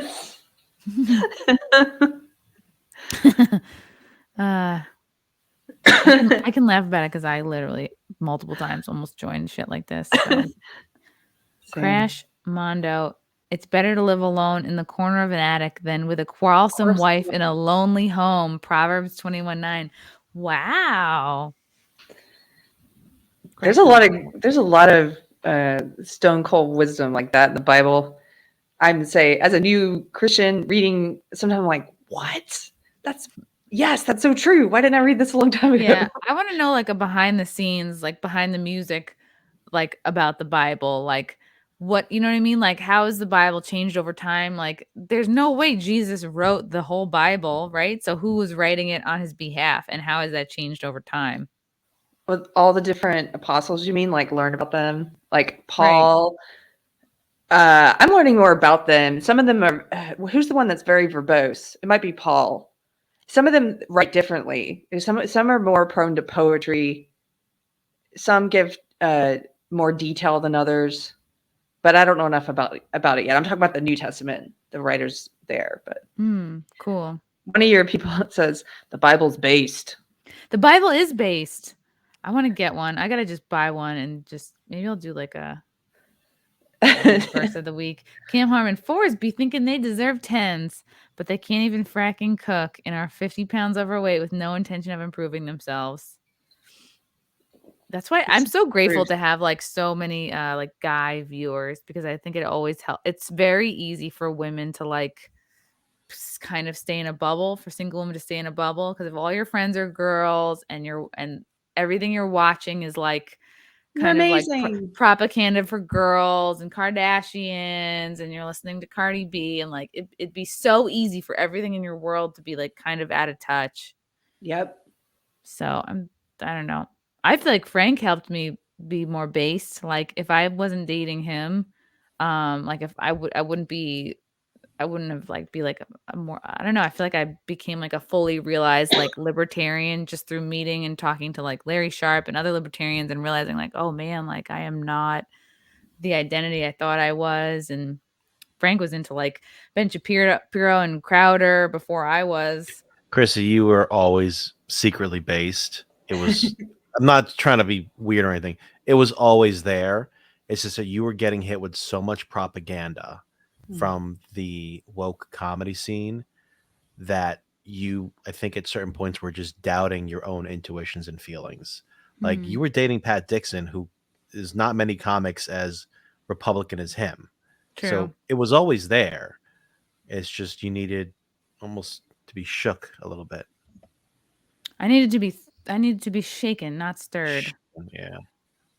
Yeah. With the way you describe that, Frank, of where they get you to doubt your own intuition, that's absolutely true with social justice. They teach you to, like an abusive partner or spouse, they teach you not to trust. It's gaslighting. Don't trust your intuition. Don't trust any red flags. Just follow what we're saying. And it's really, I mean, it's abusive in a way because you start to like not trust your own instincts. I had like kind of a feminist friend who was like upset when I started dating you, Frank. She was like, "Oh, you got into another relationship too soon. Like, this is, you need to take more time for yourself." Like, I don't know. Didn't she also shame you because she thought that I was a Trump supporter? Yes. Yeah. And I was never a Trump supporter. I was just always very independent, very libertarian. And you doubted yourself so much. It's interesting you guys brought this up, the whole idea that a lot of the female propaganda was, oh, you should dump your Trump supporting boyfriend. Before the we told the story before, but before the 2016 election, Chrissie was drunk and we were in bed and we always tell this story. Why does it tell it again? Because it lines up perfectly with the discussion. Chrissie was drunk and based on everything that she was being fed, said, you have to pick one. Would you vote for Trump or Hillary? And I said, I wouldn't vote for either of them. I'll probably vote for Gary Johnson. She said, no, you have to pick one of them. I said, okay, if I had to pick one, I'd have to vote for Trump. And Chrissie got so upset with me that she didn't talk to me for the rest of the night. And I think that made an impact because shortly after, she ended up not voting for Hillary. She voted for Jill Stein, but it still wasn't Hillary. So it was always there. That I was with you, girl. I took my vote and I threw it into the ocean. That's what I did. I did the same. You knew deep down that the whole two-party system is destructive and the narrative that you've been fed for years is all bullshit. Yeah. So it was always there. Honestly, once there's a crack, I think getting that first crack is so important because once it begins to be weakened, there's so much that then the truth can flow in, and then you look back and you go, how was that ever whole? Like, how was that ever a functioning way to look at life? Absolutely. I know exactly what you're talking about. There was once the foundation of your beliefs are it's like shaken, then slowly there's going to be more things or you said, I can't say it better than you, things flow in, but it's just that one thing to kick it off. Sounds like a cult leader. He could do it if he wanted to. He has a soothing voice. Look into the filing cabinet. Hello. Yeah. Please put your donation in the filing cabinet. Front Porch Conservative, who I met, I think, at the Savannah show. I know you two have interviewed each other before, but I love it when you two get together and talk. It's always good. You two are a well-matched pair. Aww. Let's go dyke out, Keri. Savage talk. I love talking to you. Aw, I do too. How about some love for the Cholo? What's up, my Cholo? Yeah, I met him and I said, you look like a Cholo. And he was a little bit insulted. I was like, I was trying to give you a compliment. You look like no one's gonna fuck with you. And then we took a picture together and he posted it and he like stuck his tongue out and I was like, damn, because his tongue like came out to here. He was like the world's longest tongue. Anyway, so ladies, if there are any single ladies listening to this, hit up Savage Talk for a good time. Yeah, thanks for coming. Good to see you there. Bird up. Years back, I was in a relationship with a woman who became convinced that I cheated because she dreamt it.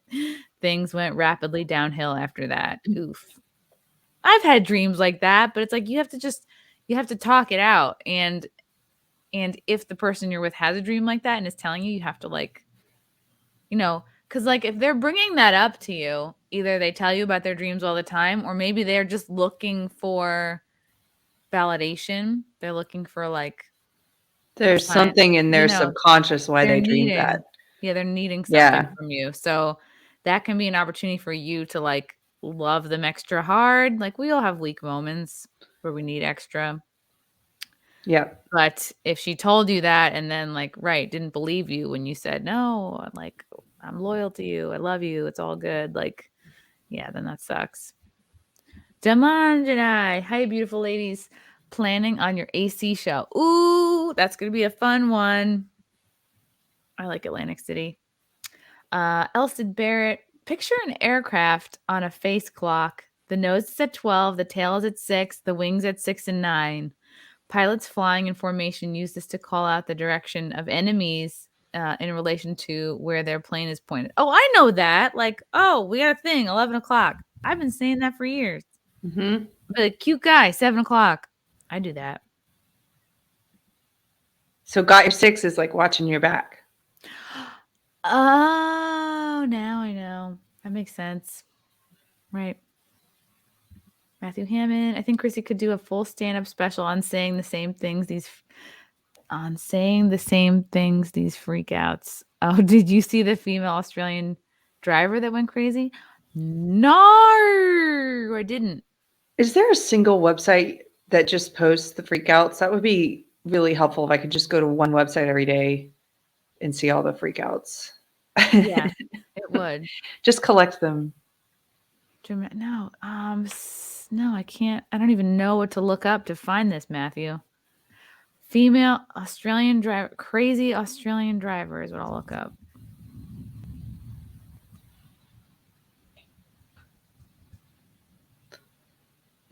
Bad drivers in Australia is all that comes up. Is this Australian girl called Indian Smelly for not wearing deodorant? That's based. All right. Well, shoot. I'll look for it. Okay, a couple more soups. John Thomas. Thomas blew off the other 2 races to show men won't wait. What? Thomas blew off the other 2 races to show men won't dominate other women's sports. Oh, Yeah, I didn't know that. that's interesting. Oh, it's your puppy. Oh, Biotic. Sorry. It's not me, it's you. How many Leah Thomases have to come along before feminist SJWs admit that J.K. Rowling was right? Yeah, I think it's gonna take a couple more. I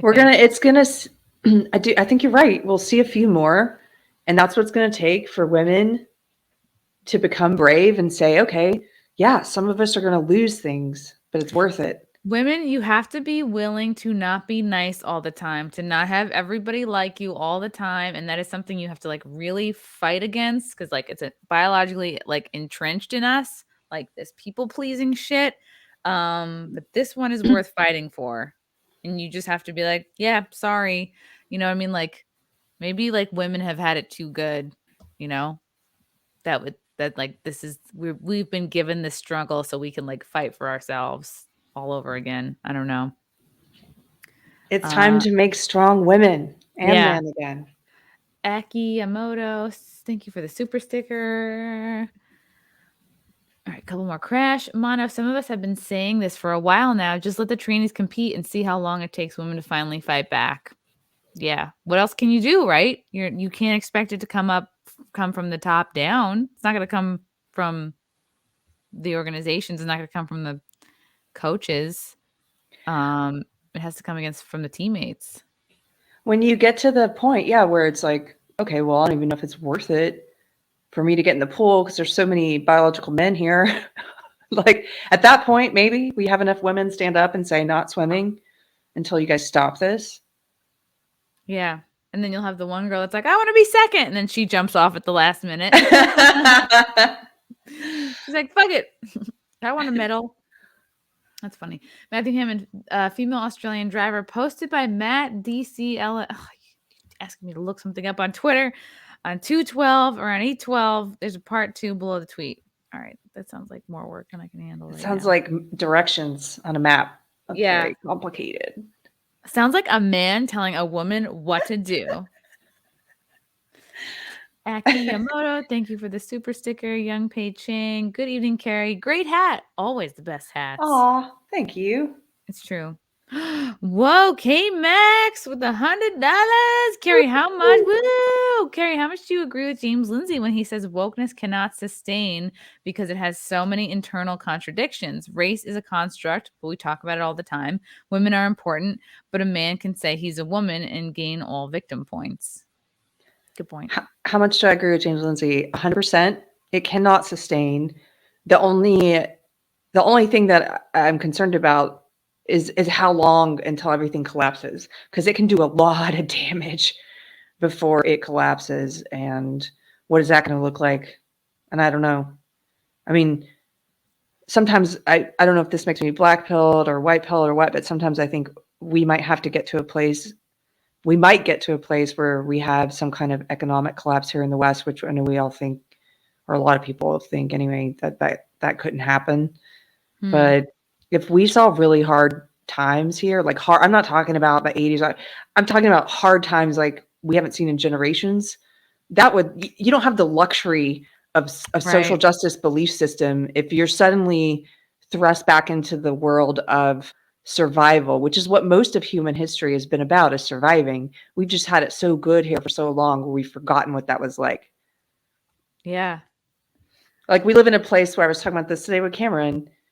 We live in a place where, you can press a button and people deliver food to you and products that you buy online, and you flip a switch and there's like light and, AC and heat, and all of this is so unusual in the span of human history, but we've become so accustomed to it. And if all that's taken away and life becomes about survival again, nobody's going to be talking about which gender neutral bathroom to use or, right. Yeah, and I think what's interesting about like the swimming situation is like, let's say you're a junior girl and you're a really good junior girl or sophomore even, and you see this Leah Thomas situation, you go, wow, I've got a finite amount of time where I can compete and qualify for certain meets, whether it's All American or the Olympics or whatever. And it's like, I think it's a lot of sophomores and juniors are now looking at this going, all right, wow, like, and a certain amount of time will go by and they will have no choice but to either like accept it and be a loser or be like, look, I'm going to have no chance unless I speak up now. Cause it's like the seniors right now, it's like, yeah, it's probably not going to change, won't happen quick enough, I think. But it's good. I think it's going to be up to some of these younger swimmers that see this happening. Be like, well, if I don't see anything, I'm going to be screwed. So you're right. K-Max, your thoughts, Chrissy? I think that's regarding his super chat about James Lindsay. Oh. Yeah. Yes. I think it's we have to just keep pointing it out. We have to just keep pointing out the hypocrisy and when people use it to their advantage.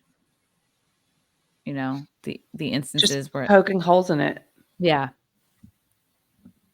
Because it's like, a little bit at a time, everybody, even if you're like, oh, I'm a regular person with a Twitter account, I have, 50 followers. It's like any little thought helps because you don't know who's going to see that. And you don't know how much of a crack someone has. You can always contribute to someone's crack, just keep putting things in someone's crack. That's what I'm Put that on a shirt. Yeah. Just open up everybody's cracks. Chrissy, you're cute when you pout. Aw, thanks, Crash. I don't like that story. Spence, file cabinet hates women. Oh, shots fired. Scott Wellman. Or maybe you just need to the liquor store to get someone a 6-pack and you're like, hey, got your 6? That's true. No, Scott. I'm kidding. Judge Law. Hey, Keri, congrats on growing your new channel. Missed you on US lately. Will you tell Anthony hello for me? Cheers. Hi, Judge. I certainly will. Yeah, I am only, my new channel is called Deprogrammed. I think Frank put the link in the chat. Oh, no, it's on the screen. And you guys can find it there. And right now. Yeah, we're Tell doing... me about Deprogrammed. Like, what are your goals for it? What are your dreams for it? That link is actually below in the description as well. Thank you. So anybody could just click that link and hit subscribe. Well, one of the things I'm doing are the interviews I've been doing for 3 years on a different channel. the Deprogrammed interviews. And those are just interviews to try and understand social justice ideology better and what's that process of leaving a cult. But what's interesting is I now started interviewing, because I've interviewed a lot of people who love social justice, but now most recently I interviewed this guy, Jack Buckby, who was really interesting. He was in the actual alt-right white nationalist movement in the UK. Ooh. Not someone who gets called that falsely, like a lot of us do. He actually was in that movement, and he talked about what that was like to leave that sort of extremism. And that was really interesting because I never talked to someone who left that belief system before. And there were some similarities and some differences. And so I've talked to him. I see you guys have it up there. Jake, this therapist, Jake Wiskershin, he was awesome. I just got to interview him last week, and he talked a lot about the psychology of woke. But then on Mondays and Fridays, I do my live shows. And Wednesday nights, I do a show with my friend, Mystery Chris, who you got to meet. We do a pop culture show. He goes by a different name in real life. You met him the other night. Oh. But he's anonymous. Ooh, okay. Let's not dox him. We won't That's dox him. cool, though.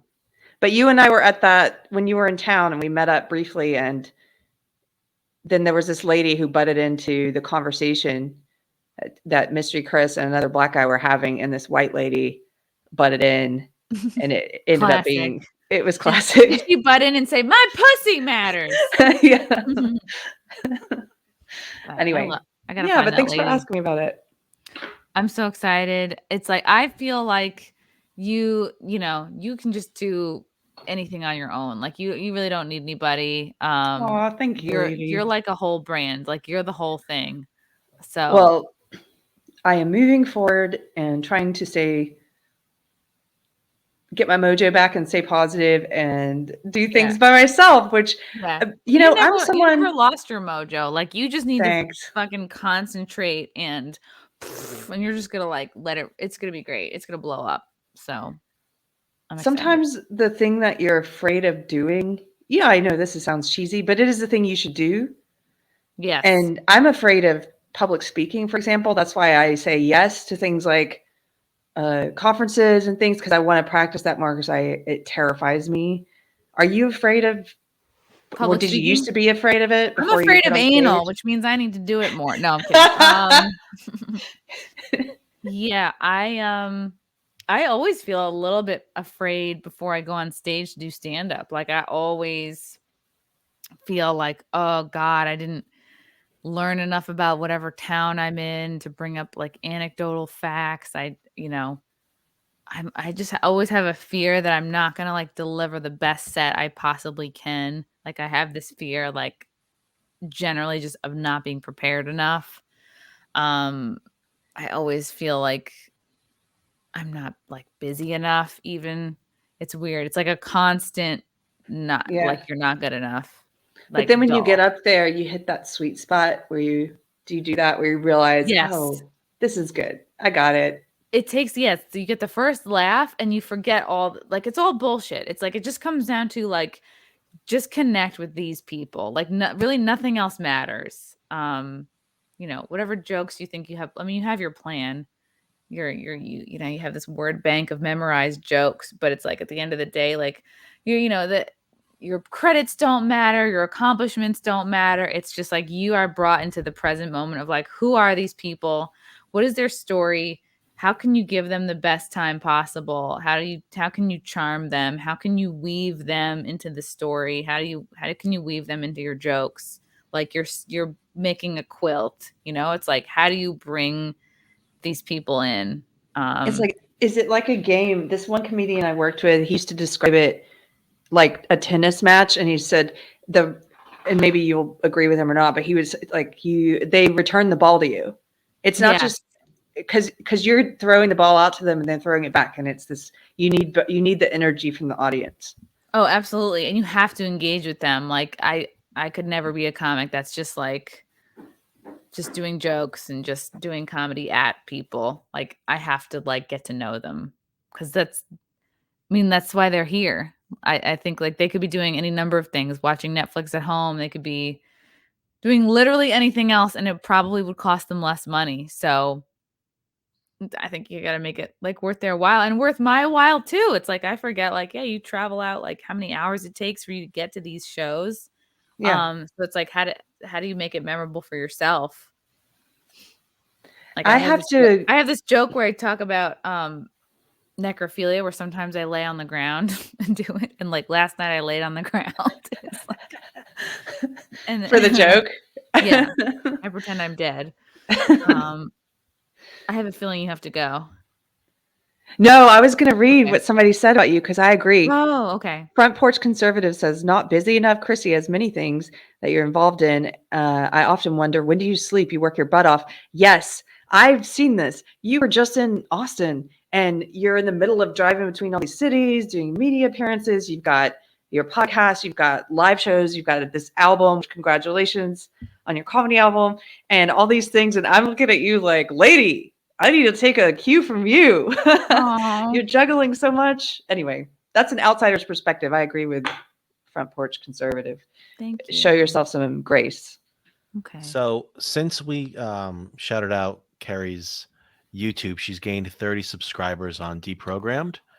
What? And she's just 100 away from 4,000. Oh, Now- come my on, gosh. people. So there's over 500 people in here right now. It would be Yeah, really fucking you know cool what to do. to literally see this turn from 3,900 to 4,000. If you So get that'll me be to fun. 4,000, I'll She'll take tell her shirt a off. joke. No, I'll tell a Oh. joke. Oh. I'm not going to take my shirt off. It'd actually be more embarrassing if I tell a joke. I'm not a professional. JSP, nice to see Keri again. Nice to see you. Graham Poltakin, super sticker. Thank you. Nate D for the filing cabinet. Aw. Can I ask Judge- why? Okay. So we did a parody podcast called the Frost Cast, where it was like the character I did, Frost, Oh, the right, girl who okay. was like super feminist from G4. Mhm. And the parody podcast was like, well, what if Frost had her own podcast? And so she had on this character, this girl named Zipper, which was actually a real girl that she mentioned that worked for G4. And when I was doing the impression of her, you know, because she mentioned, I want to give a shout out to all the women at J4, Emma, Jake, whatever, Zipper. And then I was like, Zipper, that was a real person she shouted out. So when I did my impression of her, I was like, Emma, Jake, Zipper, filing cabinet, tape dispenser. And I'm just like saying other shit. And so then Frank became the filing cabinet.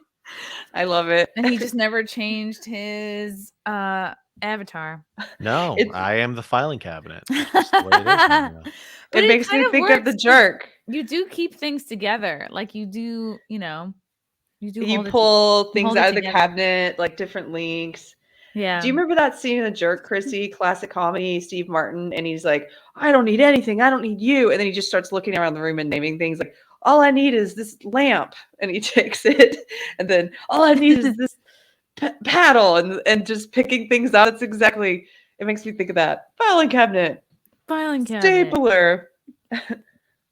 There's something that's funny about like office supplies are just funny to me. Like, I don't know. I just have so many years of like working in an office that I don't know. It's all very fresh for me still. Judge Lot. Hey Keri, congrats on We just growing read your this one. Oh, whoops. Oh, that's okay. Hi, Judge. Hi can you again. tell I got to Anthony meet Judge. Ooh. Thank you for the super sticker. Theoden. Matthew Phillips. Matt Walsh is going hard against bio men in women's sports. Non-feminist beta men are on your side, but Tim Pool made a good point.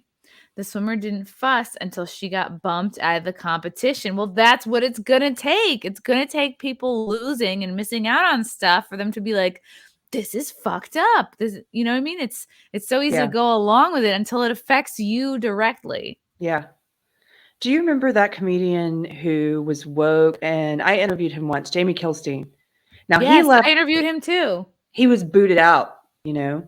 And Booted sometimes out? that's well, he didn't. It wasn't so much that he had a change in belief system and left woke. It was that he had a Me Too thing happen, and he basically got kicked out of the tribe, and then he reevaluated woke. And my point is, I've seen some people criticizing these women. Oh, they didn't do anything until they did swim and they compete and they shouldn't have competed in the first place, right? And I'm like, it does. I don't think it helps to shame people for not waking up at this point or at that point. Is the point is these are baby steps, and she's now saying something. So as far as I'm concerned, you can come to my party late. You don't have to be on time. You don't have to be early. Show up late. Yeah. It happened because you lost a spot. Okay. It would have been ideal if you had all refused to swim. Yes. But it doesn't matter to me at the end of the day. You still woke up and it is brave of her to say something. Oh, absolutely. And guess what? More people are going to come forward now. It's the hardest to be the first. It's so hard to be among the first. It is not as hard to join the crowd, you know? Are you going to watch the scene? To the order of Mrs. Wilbur Stark. Wow, remember mail? $1.09. What is the context for this? So he made a bunch of money. So he was born a poor black child, and which is how the movie starts. Yeah, and he doesn't realize he's adopted, and he's in this black family. This is one of my favorite comedies of all time. How have I not seen it? We probably watched it years and years ago. I probably checked out. Yeah, of course. We'll have to do it again. I want to watch it now. So he makes it big, and he makes all this money, but then he loses it. That's me.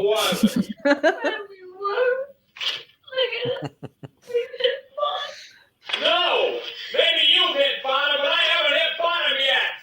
Chrissie, do you He remember reminds me of her? Andrew Harms for some I'm reason. gonna bounce back. And when I do, I'm gonna buy you a diamond so big, it's gonna make you puke. I don't want to puke. I don't want well. I just want you like you used to be. What Aw. happened to that man? Me? What happened to the girl I believed in? Oh, shit. The girl I fell in love with. The girl that believed in me. Well, there's plenty of places I can go where people believe in me. This is like relates back to the respect thing. This could be out of my life. This could I can go back to being the girl in the blue flower dress that you sang the third song to. Well, I'm gonna go then. And I don't need any of this. I don't need this stuff. And I don't need you. I don't need anything. Except this. That's the only thing I need is this. What was that? I need this and this. I think it's An an ashtray. This paddle game. Oh, paddle thing. The paddle game, that's all I need. And this remote control. The ashtray, the paddle game, and the remote control, that's all I need. Where'd she get a trumpet from? These matches, She plays the trumpet. Oh. the ashtray, and these matches, Are his pants and around the his remote ankles? control and the paddle Yes. ball. This land. Were they drunk during this scene? This seems just like a funny drunk improvisation. The whole movie is funny. And the remote control. Oh, Chrissie, you would love it. That's all I need. We Aw. should watch this together. All I right, love so- Bernadette Peters too. All I need. She's so cute. What happened to Remember? that movie you guys were supposed to watch or review? I I want to know. talk about it. We don't have to do that. We could start over with this one. Well, now that I have a new channel, we're totally doing film club. Now he has a chair. And yeah, I had to watch that movie with her, Keri. Yep. I'm sorry. Eh. It was so bad. This is a problematic film. Now we could watch this one because at the Okay, beginning, he's raised with his black family, and there's all this. It's hilarious, but there's nowadays people would have such a problem with. There's a scene where his whole family's sitting on the porch. They're poor and they're black, and they're all playing music, and he just can't get the rhythm, and he's just Mhm. off tune, but doesn't realize anything's different with him. So it's not. It's like not woke by Totally today's not woke. standards. Yeah, let's do it. Angle of elevation. Are you from TO? I used to live there too. I think I know you. Were you ever married to a film critic? If so, you and my ex were good friends. This might be for the wrong show. Is that for you? No, I've never been married. So I couldn't have been married to a film critic. Oh, you know what? There's another Keri Smith from Canada. Maybe that's Oh, who you're okay. talking about. We'll send this to the other Keri Smith. J.S. Pena. Keri interviewed a former white supremacist? Sus. What's that No, mean? that's cool. Oh, Sus. suspect? Oh, I see. No, I think it's Well, cool. I think it's cool to talk to people that have yeah, he that left think all that. different beliefs. Yeah. And it's really, I don't know, one of the most interesting, you'll have to go watch the interview if you're interested, but one of the most interesting parts of it was that he was talking about how there's not a lot. So when I left the social justice left, like that extreme, there's all these people that are welcoming. So you lose a lot. You leave your social connections, and in some cases people lose their job and whatever. But then there are people who are welcoming, like actual liberals, libertarians, conservatives. You can find people who love you for you. But when you leave the extreme white nationalist right, he was saying that there's not a lot of people who are welcoming because the conservatives don't want anything. They want to have a lot of distance between you. And the woke left doesn't want you unless you become woke. They love the ones who leave the white supremacy and go to woke. But if you just go to be like middle of the road conservative, they still call you white nationalist. And so he said a lot of these young guys who start to question, if they start to question the ideology, a lot of them commit suicide. Whoa. Because there's not any rehabilitation. They're not accepted anywhere. Right. Damn. Sorry to bring the mood down. I know we were just watching The Jerk. Bring the room down. The Australian driver video is below your tweet announcing this interview. Wow, Matthew really wants me to play this. Okay, let's find this. Okay, real quick. This is the Australian. This is, I guess, a bad driver here. Okay.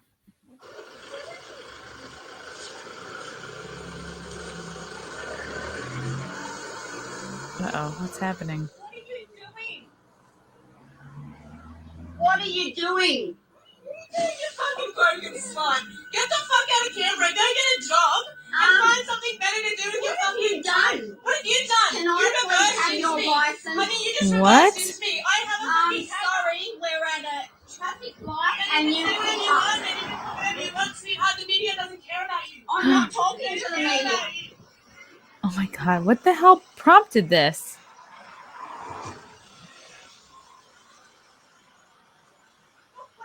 So weird with the wheel on a different side. Don't you What are worry. you looking for? Did she just punch her? Did she just punch her? Yeah. So get the fuck out of Canberra because there are a lot of us. Oh no! Oh! Sorry, Emma. I'm so sorry. You fucking idiot. Oh You are no! fucked. Oh my God! So this is out of spite, and she ended up just. How did this happen? How did she go up the curb? Wow, she was trying to mess up her car and get away, and she wrecked her car on top of it. Right? Is that what I'm seeing? There are a lot of us. What does it even mean? She's so arrogant. Oh. She tried to drive over her wheel or something? I'm so sorry. You fucking idiot. You Damn. are fucked. How did that happen? Damn. A lot of emotions in this video. Wow. So there's a lot of people making jokes in your chat. Women drivers, am I right? For real. What the hell tried to happen? Oh, she tried to do a hit and run, says the chat. Yeah, it looked like she was trying to hit her car and drive off, but she effed herself. Stuck up there. Oh, okay. I think she was hyped up and didn't unpoint her wheels away. Wow. I like unpoint. Interesting. Okay, that was worth watching. Scott Wellman. Rob Schneider was an animal. Then he was a hot chick. Then he was a stapler. But now he's a G4 TV host featuring cameos from Adam Sandler as the guy yelling in the crowd, "You can do it, Frosk!" Oh my God. Jared Woodward. Any dates out near the PNW, Chrissy? I don't know what that is. The Pacific Northwest. Oh, yeah. Like keep saying that. Portland, Seattle. Portland, no thanks.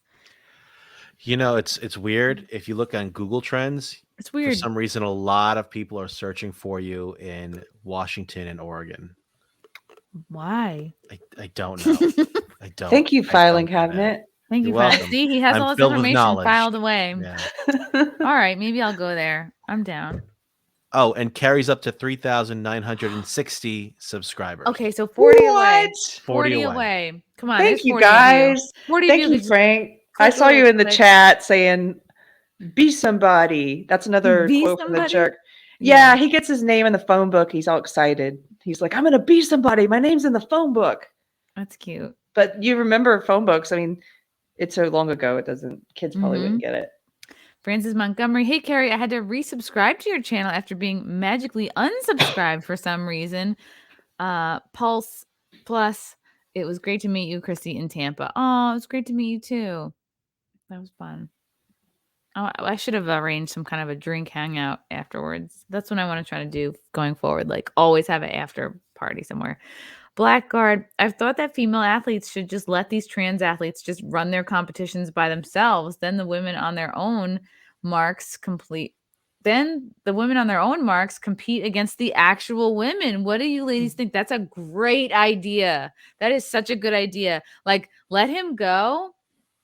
I don't know, wait for him to start coming back on a new lap, and then they just go. And then that way, you know what I mean? Like, he's not like going to be distractingly. He'll be like it'll be a totally different race. That's a great idea. Yeah, just hold your race somewhere else. Just say, Yeah. I'm gonna go over there. Yeah, we're going to do this in the dive tank. Wow. Yeah. Full grown man. If you don't agree with the woke, quit capitulating to the yards. The worst thing you can do with the non-thinking. Oh my God, sorry, I'm yawning. The worst thing you can do with the non-thinking. Those swimmers are cowards. No simp for you. Think about it. They're very young. Like, how equipped were you at that age to actually stand up for something? You know, you're just out of high school. You're a kid still. And think about how all your friends think the same way. Your teachers, you know. It's a hard age to take a stand at, but this is what they're called to do. People get challenges at different times in their life, and like, I don't know, just think about at that age at college, you're getting such a big monumental kind of challenge. Yeah, it's part of the national conversation.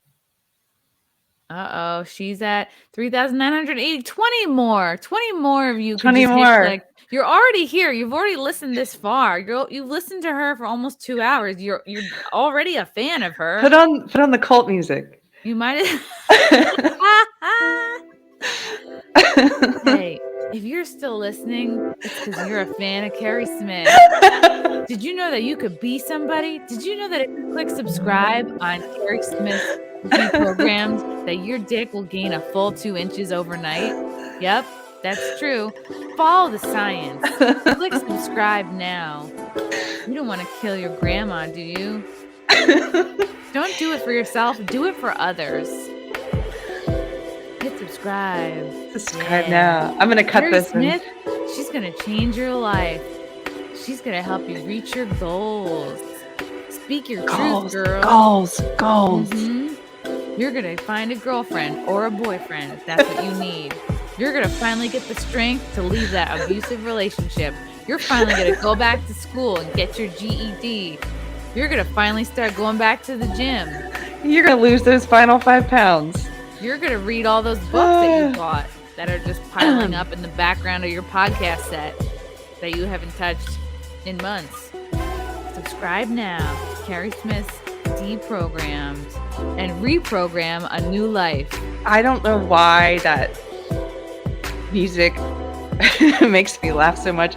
I think I just want to. This is this kind of shit that's playing when you go into like a nice, expensive bar like in Manhattan, and you're like, okay, I'm about to spend $20 on a cocktail. That's worth it, right? I'm out. I'm having fun. It's kind of manipulative music. The way when you go in a casino and they do all these things to get you to stay longer. Mhm. They spend a lot of time. There's a whole science behind the music they play, the temperature in the casino, Some the hotels will have a smells. signature smell. Yeah. Yes. They'll pump different smells in, different things that they've studied. Will this get you to, play the slots longer or whatever? It's very manipulative. Yeah, and that's what we need to do for your podcast. Maybe that's what I need to do for this podcast. Could we spray a smell every time someone listens to this podcast? Yeah. I want to do that. Feeden, what would Blair White say? Blair White would be against this shit. Yeah. Yes. The chat says, Chrissy, awesome on FNT. Keri, your hats rock. Thank you, the chat. Thank you, the chat. Matthew Hammond, you missed the part 2. Oh my God, Matthew. Jesus. Fuck. Is there really a part 2? What is this? What happens after? It sounds like it. I don't see it. Part 2. You're right. Okay. All right. I want to see if the woman gets out of the car. Everyone calm your holes. Here we go. Part 2. Australian car Karen. Okay. Oh shit.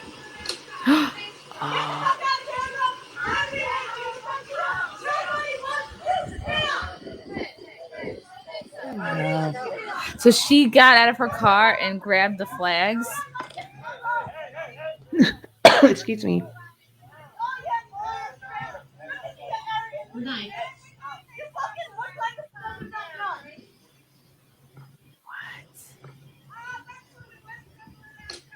Why would she take the flags? Are these Canadian flags or something else? Is it a Russian flag? What? Does anyone know what kind of flags these are that she's pulling off the car?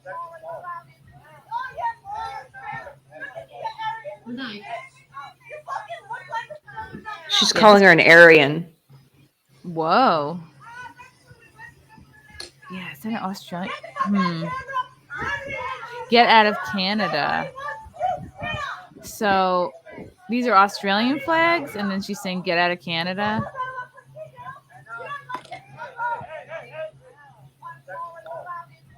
Not Russian, says. Aryan.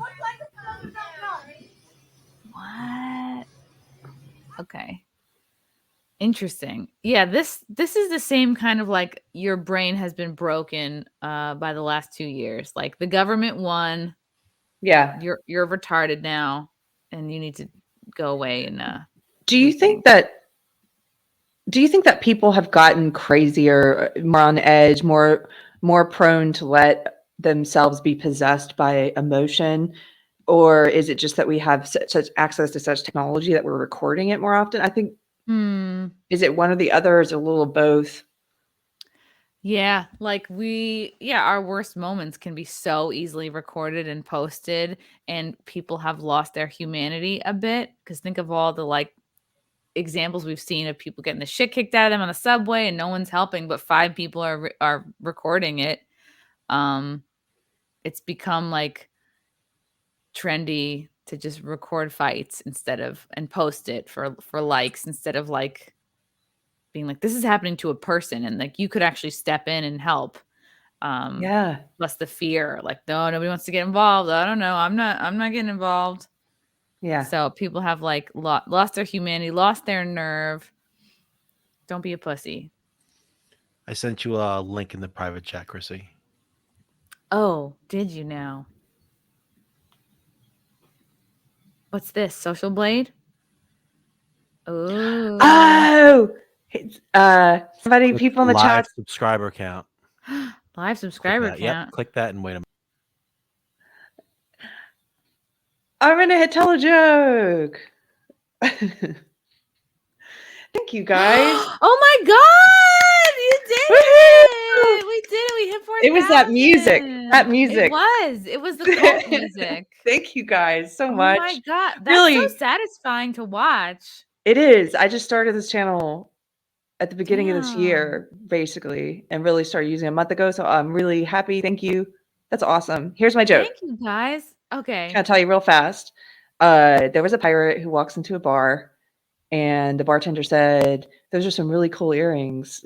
And the pirate says, "Oh, thank you. If you like, I pierce ears. I could do yours too." And the bartender says, "How much are they?" And the pirate says, "Oh, a buccaneer." That's it. That's That's my joke. cute. It's a I like pirate. that one. Yeah, I told you it'd be more embarrassing than taking my shirt off. Oh, I So like it. I like it. Al Cranky. Oregon is actually pretty based outside of Portland. I definitely think it would be worth looking into some venues out here. Definitely. Al Cranky, like hit me up on like Instagram or Twitter. Tell me what venues you like that won't require Vax passport, and I will try to get there. Crash Mono, Lord, somebody smacked that woman. I think it is that, well, we do have this technology in our pockets. We can record everybody's worst moments, but also I do think there's something where people are just more prone. It's all that stuff we were talking about. There's division in the families. There's division with you and your partner. There's everybody's on, like, there's anxiety. There's the Keri, don't quit your day job. People are detached. Like they're detached from love, from God, from nature. Yes. They are And like, yeah. they're carrying around so much emotion, and I think, I don't know, I see people unleashing it on each other more often. I have to stop myself from unleashing it on people. I've been there. We were at a doctor's office recently, my husband and I, and they were insisting on masks. And I mean, it's been 2 freaking years. And I'm here because I believe in science. Like, I want my doctor to believe in science too. And the masks, I'm sorry, the masks don't work. And we're sitting alone in an entirely empty waiting room. And you're going to come walk all the way over here and tell us to put masks on next to each other. Oh my God. And if that had been recorded, yeah, I'd probably be embarrassed because we got up to leave and I was like, what kind of place is this? I believe in science. That's really funny. But you started doing a Cosby impression, like, this is a goddamn yeah, this is a Jello pudding. But yeah, I get it. People are like, I don't know. We all get that. I think we're all a little bit more on edge than we used to be. Yeah. That's true. Like, you have to be careful not to be like the Karen version of yourself. Yes. To be patient. And if you're encountering somebody, you're like, how fucking stupid could this person be? How dare they not see the world like I have? How come they haven't accumulated enough nods? Like, how come they haven't cracked open like I have? Like, how come? But you never know. People are in bubbles. They don't have friends or family who challenge them. You don't know what they're watching, what they're consuming, what they're thinking, who's around them. And just, try to be patient. And sometimes I just ultimately feel bad for these people that, like, in 2 years, they haven't questioned anything. Or if they have, they've just fought the, and it doesn't make sense. Perfect example at this doctor's office. As we were checking in, they told us we have to wear masks. They give us the masks. We put them on. We're filling out the paperwork. Now, behind the ladies at the desk admitting us, there's another lady on a computer not wearing a mask. Nobody said anything about her. Then they tell us to take the mask down to take a picture. And that was when I first said something. I said, I'm not going to get COVID when I take it off for the picture, am I? Yes. No. So that's when I think internally, they're like, oh, we got to watch these two, Mm-hmm. But yeah, it doesn't make sense. And that is infuriating. And that's a normal reaction to have when you're living in a crazy upside down world. However, I don't want to have my worst moment recorded. So I got to watch myself. Holographic Sweater is describing something that happened to me. I almost freaked out in Michael's because they didn't have baskets. I did freak out in Michael's because they didn't have baskets. It was like around Christmas time. They always sell baskets. I always get them there because I make baskets full of treats to give to people. I wrap them up and I make like a fun basket of treats for people, like for the booth boys or whatever. And I was so pissed they didn't have baskets. So I tried to buy a basket that they were using to sell other things into. It didn't have a price tag on it. And I was like, all I wanted to do was buy a basket. And I was like, look, here's a basket. It's empty. I want it. I want to give you money for it. Here's $10. Here's $20. I know this is not worth $20. Just take this money and let me walk away with this fucking basket. And they wouldn't do it. Sorry, this is not for sale. I was screaming. I was like, I'm never coming back here. I'm a rewards member. I'm like, you have tons of these baskets. Like, you'd be stupid not to sell me this basket. They didn't want to hear it. They just kept saying, ma'am, calm down. Take my money. I wish someone had recorded that. That would have been great. That would have been so great. My basket. They would be meltdown. calling you the Michael's Karen. They would be calling me the basket case, and I would embrace it. Shouting from the cheap seats. Subscribe, Keri. Love your Substack on Carolyn. It's my personal belief that on a spiritual level, she wanted to be canceled by PragerU. I love your inside psychopath joke. Thank you. Yes, I agree. And that's all I'm saying. Okay, good. Couple more. Keri, do you think a lot of people who fall into a woke victim oppressed mindset are people who have been abused or suffered from some trauma, which they equate that worldview? Ooh. I do think, well, yes, I think we all hopefully we all sort of realize that some people repeat patterns from their past, especially if they suffered trauma as a child. And we've all heard that stereotype of, the abused woman who keeps getting with guys who abuse her.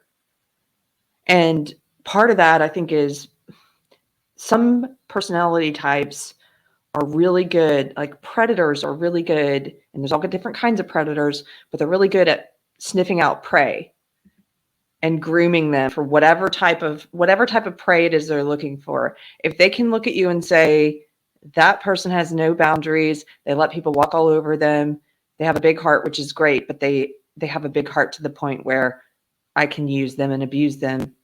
Like, they will latch on to those people. So yeah, I think a lot of that happens. And I think there are a lot of people in woke ideology who are used to that abuse dynamic from childhood. There's a great podcast called Disaffected Podcast with Josh Slocum, and he compares all of it through the lens. He talks about social justice through the lens of cluster B personality disorders. So people who, if you grew up with someone who was borderline personality disorder, narcissistic personality disorder, histrionic, or antisocial, like a sociopath or psychopath, you'll recognize some of those traits in social justice. They do a lot of the same things. They gaslight you. They tell you that reality isn't real, that what you're witnessing around you, the red flags and stuff you're noticing, your gut reaction, don't trust that. That's not really happening. Yeah, when they're treating you poorly and you pointed out, how dare you do this to me? Like, they immediately turn it around onto you. Yes. It's a lot of DARVO, deny and reverse victim order. And abusers do that. Narcissists do that. That's where they accuse you of everything that they're doing to you. And look at the world we're living in right now. Justin Trudeau, he does DARVO all the time. He's like, oh, the truckers are the authoritarians and we're for freedom. Like, that's freaking upside down. That's upside down. That's what abusers do. Yeah. That's why he's like the World Economic Forum poster child. Yeah. And also part of this, what you said here, Keri, if you're in the woke victim oppressed mindset, and it's like the bear at the zoo who pushes the thing and he's used to getting a biscuit. Like, if you're used to for years, that's how you get your power, your validation, feeling loved, feeling important, feeling special. You go to then you're, that's your process. You're used to doing that instead of finding it as an individual. You're like, I am valued by my status, by my grouping, not like who I am, what I do, what do I want to achieve, who I love, whatever. Plus, and then they find that that's not a meaningful, long-lasting way to validation is through identity politics. I think they know that deep down. Yeah, that's why so many people in it are really, I think, sort of, they know their foundation isn't solid, even if they don't know that, if they haven't thought about it and have that as a conscious thought, they know it in their gut. That's why a lot of them feel uneasy all the time, prone to outrage and stuff. It's like, your beliefs aren't even your own, Yeah, and they get what they want by bullying. Yeah. Cult 45. Graham Platakian, have a good night, ladies. Great stream. Thanks, Graham. Scott Wellman. Keri Smith is Stan Marsh. Keri Smith is Stan Marsh. Sorry, guys. I thought this was America. That's great. That's funny. Bird up. People are more edgy because they've spent the past 2 years interacting with each other through screens rather than in person. Mhm. Yeah. Yeah. And I'm sure it's this like frustration, like these types of people that I did everything by the book. I got vaccinated. I didn't visit my dying grandmother. I didn't travel. I got my kids vaccinated. I did all the things and I still don't have my freedom. I still don't have my life back. So then they can't be mad at the government because that's not accessible, but they can be mad at their neighbor. They can be mad at the person not wearing a mask in the supermarket. They can be mad at the person Scapegoats. with the conflicting flag, whatever. The chat says, Chrissy, there's always a part 2. Just a thing. Cool. Cool, guys. I got through all of them. I'm a hero. This was a good talk, Keri. I went into this being like, I don't feel prepared. What are we going to talk about? But you're always so easy to talk to. You're easy So- to talk to. I love talking to you. So thank you. And thanks for helping me push my new channel and making me laugh. And yeah, sometimes you do and you're like, oh, I'm tired and this is going to, but you're someone I get energized talking to you. So thank you. Time for a live subscriber count. We started this podcast at 3,830 for Keri Smith's Deprogrammed YouTube channel. Let's see. Whoa, now we're at 4,010. Chrissy, thank you. Thank you, Filing Cabinet. Thank you, guys. Thank you, chat. This is all you guys. Dope channel. I Thank you, can't wait to chat. see what you put out next. This was great. Thank you, chat, for your questions and comments. As always, the chat is always on point. Thank you, Keri, for coming on kind of last minute. Follow Keri on Twitter and Instagram at Real Keri Smith. Visit kerismith.net. Check out Keri's YouTube channel, Keri Smith Deprogrammed. It'll change your life. And I have you to thank. If you didn't subscribe, you're missing out. You're about to have your life changed, your goals achieved. Your dick will be 1 to 2 inches bigger. All you have to do is click subscribe. And if you want your dick to grow an additional 1 to 2 inches, buy my album live from January 6th, available on iTunes and Amazon. You did have another super chat sneak in. What? From your mod, one of your mods. My mod, Crash, Keri, when was the Substack on Carolyn? I noticed she's become active with the Libertarian Party and I feel I need to keep an eye on her. There's a video that my friend Mike Harlow did that you could watch about her. Just look for Mike Harlow and her name. And his video made me, it touched me a lot. And so the piece is actually about a lot more than her. It's not really even about her. But I wrote it after that video. And yeah, you can find it on my Substack. And I have Chrissy to watched thank. the video. Yeah, It was very informative. Mhm. it is well worth the watch. And Yeah, Mikey, I love that guy. he's a great guy. He's a good guy. He's a good friend. And he's a good, funny, I don't know. He's able to do things I'm not able to do. And Like anal. That's what I meant. He's gay. But if you But we're sign not up for we're not gonna talk about crazy people and bad vibes. No. We're not gonna talk about someone that should be possibly studied in a lab with someone in a lab coat with a clipboard being like, wow, what the fuck happened to this person? All good vibes from here on out. Congratulations on your album, lady. Oh, thank you. Stony Dornish brother got sucked into Primerica after laid off for a year, and I gave him $300 when he put me on the spot at a +1. I still don't know what Primerica is. I don't know either.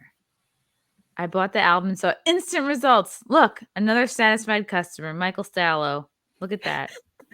Instant results. That's really funny. Personal testimony. Yeah. Testimony. Oh, God, I thought that was a bug on the curtain. I've been in like 600 hotel rooms this past week. Probably I like believe it.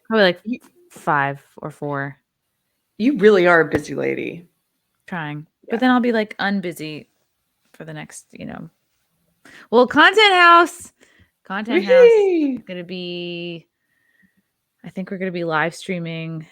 I think April 1st might be the day where we kick it off, but it's gonna be that Cool. weekend. I'm Check it very out on my excited. YouTube channel. We have a lot of fun stuff planned. It's gonna be great. All right, guys. Thanks for watching. Thank you, Keri, for coming on. This was a great chat. Talk to Thank you you, soon, lady. guys. Bye.